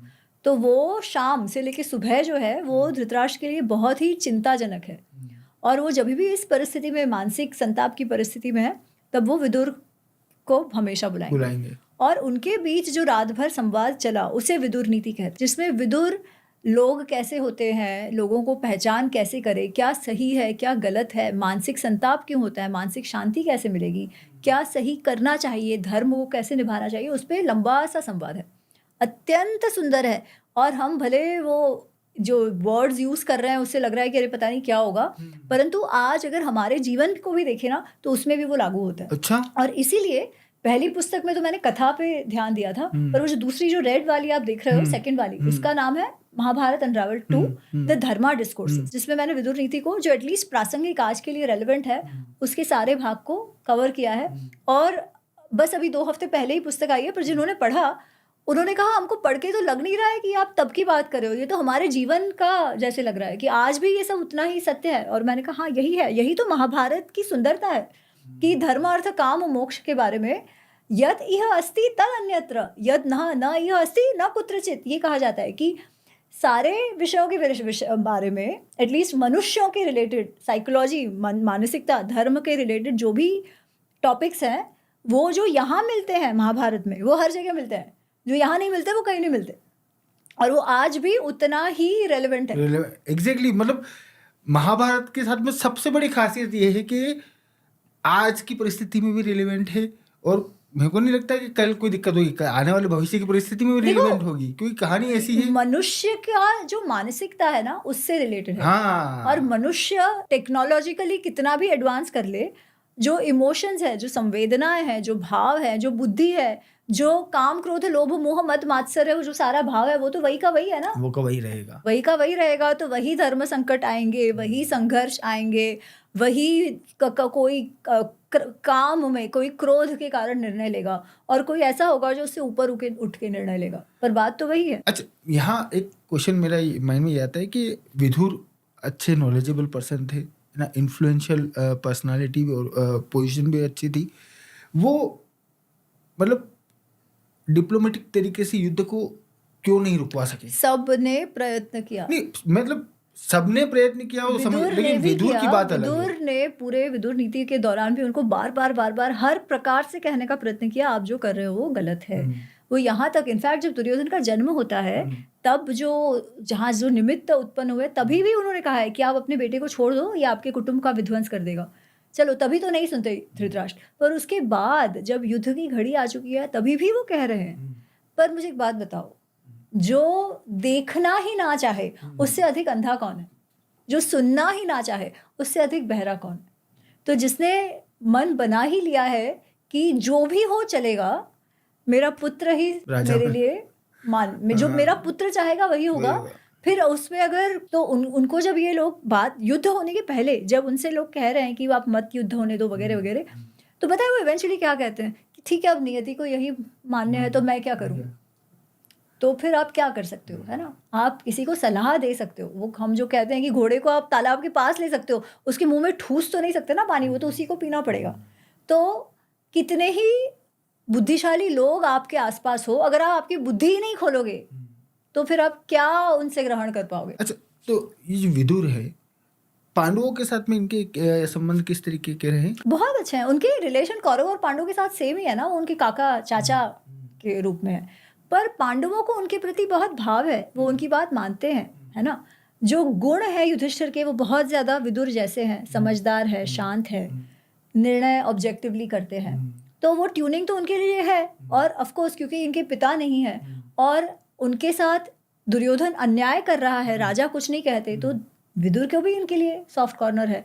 जब वो लाक्षागृह का प्रसंग जो है तो विदुर जी को तो पता चल जाता है कि षड्यंत्र हुआ है, तो उसका समाचार वही पहले युधिष्ठिर को देते हैं और वो जो होल खोदना है वो भी उसके लिए वही भेजते हैं। ओके। और पर ये सब उनका जो भी ये हो, उन्होंने हमेशा जो धृतराष्ट्र को सही ही सलाह दी है। वो इनफैक्ट कहते हैं सुलभा पुरुषा राजन सततम प्रियवादिनः, कि ऐसे लोग तो बहुत मिल जाएंगे आपको जो हमेशा आपकी चाटुकारिता करे, सही आपको जो सुनना हो वो कहे, पर अप्रियस्य तो पथस्य वक्ता श्रोता च दुर्लभ, पर जो ऐसी बात कहे जो आपके लिए अच्छी हो, भले आपको सुनने में अच्छी न लगे, ऐसे वक्ता भी कम है और ऐसा सुन पाए ऐसे श्रोता भी कम होते हैं। पर जो मनुष्य दूसरे का भला चाहता है वो उसको हमेशा सही बात ही कहेगा, इसलिए मैं आपको हमेशा सही बात कहूंगा, आपको अच्छी लगे या बुरी लगे। और मेरे हिसाब से ये बात धृतराष्ट्र को भी पता थी कि विदुर सही पर्सन है, इसीलिए वो उसको सलाह लेने तो बुलाते ही थे ना, लेकिन मानते नहीं। मानना तो अलग बात है। ना अब थोड़ी सी बात करते हैं धर्मराज युधिष्ठिर के बारे में, है ना, क्योंकि इस पे मेरा खुद का पर्सनल ओपिनियन है। वो जो युधिष्ठिर ने किया अपनी वाइफ को दांव पे लगाना, क्यों किया, कैसे किया, क्या मजबूरी रही, मुझे अब अपन उनको थोड़ा सा साइड में रखें। ये जो पर्टिकुलर इवेंट है, इस इवेंट के बाद में कैसे उन्हें धर्मराज युधिष्ठिर कहा जा सकता है, और मौत के बाद में स्वर्ग मिला, कैसे पॉसिबल है ये मेरे को समझ ये नहीं अगर आता। आप कहो कि उस बात को साइड में रख दो तो आप कैसे समझोगे? अगर आप परिस्थिति को ही ना समझो तो फिर आप कैसे समझ पाओगे कि वो स्थिति क्या थी? तो धर्मराज क्या उनको केवल एक इंसिडेंट के लिए कहा जाता है कि अपने पत्नी को स्टेक कर दिया इसलिए धर्मराज कहा जाता है? नहीं। धर्मराज उन्होंने अपने जीवन के सभी निर्णय किस प्रकार लिए उससे कहा जाता है। और कितने सारे ऐसे प्रसंग उनके जीवन में हैं जिससे हमें पता चलता है कि उनको जो धर्म की समझ उनकी कितनी सूक्ष्म है। ठीक है, अब ऐसे सूक्ष्म बुद्धि वाले मनुष्य ने, सूक्ष्म मतलब कि सूक्ष्म लेवल पे जाके धर्म को समझना छोटी और सोच नहीं, उस प्रकार से व्यवहार करना, ये जो सब जानते हैं, फिर उन्होंने ऐसा क्यों किया, ये प्रश्न हमें होना चाहिए। तो अगर फिर उन्होंने ऐसा किया तो क्या ऐसी परिस्थिति रही होगी कि उन्होंने किया? ठीक है, तो हम जो तुरंत जजमेंट करने कूद पड़ते हैं, उसके बजाय हमें सोचना होगा कि वेदव्यास जी और कृष्ण और सब जो है वो कोई बेवकूफ़ नहीं है ना, उन पे हमें श्रद्धा रखनी पड़ेगी कि वो ऐसा कह रहे हैं तो वो क्यों ऐसा कह रहे हैं, उसका अर्थ मेरे समझ में तो गलत नहीं है अगर मैं उसे समझ नहीं पा रही हूँ तो, है ना। वो कैसे पता चलेगा? जब हम उस परिस्थिति को समझेंगे। ऐसा तो है नहीं कि वो गप्पे मार रहे हैं बैठे बैठे और कह रहे चलो लेकर आओ द्रौपदी को, उसको दांव पे लगा दो, ऐसा तो हुआ नहीं था। ठीक है, तो क्या हुआ था? सबसे पहली बात, ये जो हमें बताया जाता है कि उनको तो लत थी जुआ खेलने की, और इसीलिए जब उन्हें बुलाया गया तो वो हा हा हा खुशी खुशी चले गए, ऐसा बात नहीं है। जब विदुर जी आते हैं प्रस्ताव लेकर, रादर न्योता लेकर, क्योंकि दुर्योधन ने समझा दिया है धृतराष्ट्र को कि आपको तो ये द्यूत क्रीड़ा रखनी है पड़ेगी। तो जब वो जाते हैं युधिष्ठिर के पास, तो युधिष्ठिर कहते हैं कि कुटुंब में जुआ नहीं खेलना चाहिए, इससे क्लेश होता है, तो क्यों महाराज चाह रहे हैं कि ये हो? विदुर कहते हैं मुझे भी ठीक नहीं लग रहा, आपको भी ठीक नहीं लग रहा, तो आप न्योता अस्वीकार कर दो। अच्छा सौरभ, अब क्या उनको पता था क्या होने वाला है वहां पर? ऑब्वियसली बात है, नहीं पता था। द्यूत की बात थी, वो द्यूत तो सारे राजा खेलते थे, ऐसा तो था नहीं कि ये नहीं खेलते तो कोई नहीं खेलते। कॉमन था, क्षत्रियों और राजाओं के बीच द्यूत खेलना कॉमन था, ठीक है। इसलिए भले उनको मन से लग रहा है, वो किस बेसिस पे ना बोले, और ये भी था कि आपको कोई प्रस्ताव देता है तो आप मना भी नहीं कर सकते। ऑल्सो जो हुआ वो तो हम आज जानते हैं ना, इसलिए कह रहे हैं कि उन्होंने कैसे खेल दिया। उनको तो ये नहीं मालूम, बेनिफिट ऑफ हाइंडसाइट तो हमको है। तो वो कहते हैं ठीक है, पर अब चाचा जी ने कहा है तो मैं क्या किस इससे कहूँ, तो वो कहते हैं ठीक है चलो जाके खेलते हैं। तो वो जाते हैं, फिर वो जब जाते भी हैं तो पहले तो शकुनी बहुत खुशी हो जाते हैं कि अरे आइए आइए खेलते हैं वगैरह वगैरह। तभी भी वो कहते हैं हमको इतना कोई बहुत महान कार्य नहीं कर रहे कि आप इतने खुश हो रहे हो, ये तो केवल द्यूत है जो कुटुंब में वैसे तो नहीं खेलना चाहिए। तो शकुनी कहते हैं ठीक है, तो आपको नहीं खेलना तो कोई बात नहीं। तो अब वो कह रहे हैं नहीं खेलेंगे, क्या ना, अगेन उनको क्या पता क्या चल रहा है वहाँ पे। फिर जब दुर्योधन कहता है कि मैं ये पासे मेरे मामा फेंकेंगे, तब वो वापस ऑब्जेक्शन रेस करते हैं। वो कहते हैं फिर नहीं, तुम्हारे साथ द्यूत खेलने की बात आई है तो तुम्हारे लिए कोई और नहीं फेंक सकते। फिर वापस वो उसे उसी में फंसाते हैं कि अच्छा तो आप पीछे हट करना चाहते हो। अब वो किस बेसिस पे पीछे हट करे, वहां आ चुका है वो हस्तिनापुर के वो राजसभा में वो है जहां आजू बाजू में सभी लोग हस्तिनापुर के साइड के हैं, हस्तिनापुर के मित्र हैं, और वो 5 हैं केवल वहां पर। वो तो अपने चाचा के घर जा रहे हैं, है ना, तो क्या करे, वो वहां से उठ के चला जाए। और यहाँ हम लोगों को ये बात भी नहीं भूलना चाहिए कि ये उसी चाचा के घर जा रहे हैं जहाँ संबंध बनते बिगड़ते रहते हैं हर थोड़े हाँ, पर अभी तो वो राजसूय यज्ञ हो चुका है। हाँ। इतनी समृद्धि उनकी हो गई है। थोड़े दिन ही तो पहले सब लोग आए थे ना, दुर्योधन शकुनी सभी लोग आए थे। हाँ, वही मैं कह रहा हूँ, तो संबंध खराब, मतलब पर उस समय खराब थे नहीं खराब नहीं करना चाहते थे। करेक्ट, वापस उस ट्रैक पे नहीं ले जाना चाहते थे, इस वजह से प्लस ये भी पता था ना कि अपने पितामह भी है, गुरु भी है, विदुर भी है, सब इसी वजह से निमंत्रण भी स्वीकार किया, आप गए भी, और ठीक है हर चीज परिवार की बात थी ना, at the end of the day अब समझ में आया, परिवार की बात थी, तो किस हिसाब से मना करते। फिर भी जब शकुनी कहा कि शकुनी खेलेंगे, तब वापस उन्होंने कहा कि अरे ऐसे कैसे, तो वो बोले ठीक है मत खेलो, आप पीछे हट करना चाहते हो, तो वो क्षत्रिय भी है तो ऐसे कैसे पीछे हट कर दे, तो बोलते ठीक है खेलते हैं। अब जब खेलना शुरू होता है तब आप वो उनकी मानसिक परिस्थिति देखो। राजसूय यज्ञ अभी अभी हुआ है, वो चक्रवर्ती राजा हुए हैं, पर हर एक दाव के बाद वो कुछ ना कुछ खोए जा रहे हैं, इतने हद तक कि इंद्रप्रस्थ दाव पर लग गया। वहाँ की जो समृद्धि थी, जो पैसा था, वो सब धन धान्य सब दाव पे लग गया, सब कुछ चला गया, और राजा खुश हो रहे हैं वहाँ बैठे बैठे, रोक ही नहीं रहे, कोई और कुछ नहीं बोल रहा। विदुर ने 1-2 बार कहा, तभी भी कुछ नहीं। विकर्ण ने 1-2 बार कहा, उसे कर्ण ने चुप करा दिया।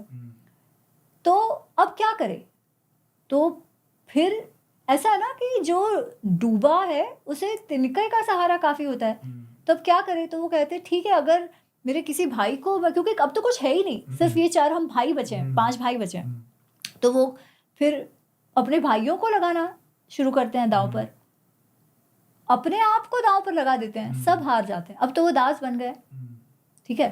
तो क्या उन्होंने जाते ही द्रौपदी लगा दो मेरी ओर से, ऐसा किया है? नहीं, वो अपने को भी हार गए हैं सबसे पहले, ठीक है। अब क्या करो, अब वो कहते हैं मेरे पास तो कुछ नहीं है, अब तो सबके सब दास बन चुके हैं, हार चुके हैं वो उनको। शकुनी कहते हैं है तुम्हारी भार्या द्रौपदी पणस्व पुनर्जिता, जीत पूरा जीत लो वापस द्रौपदी को लगा के। अच्छा, अब वो क्या करे उस समय, वो तो दास हो ही गए, तो द्रौपदी को लगाए ना लगाए, द्रौपदी की क्या स्थिति थी आप मुझे कहो। जब 5 पति दास बन गए तो द्रौपदी का क्या स्टेटस है? दास नहीं हो गई वो तो ऑटोमेटिक, तो लगाया या नहीं लगाया, ऑटोमेटिक ही हो गई ना, ऑटोमेटिक ही हो गई। फिर भी शकुनी कह रहे हैं ना वापस कहीं जीत जाओ।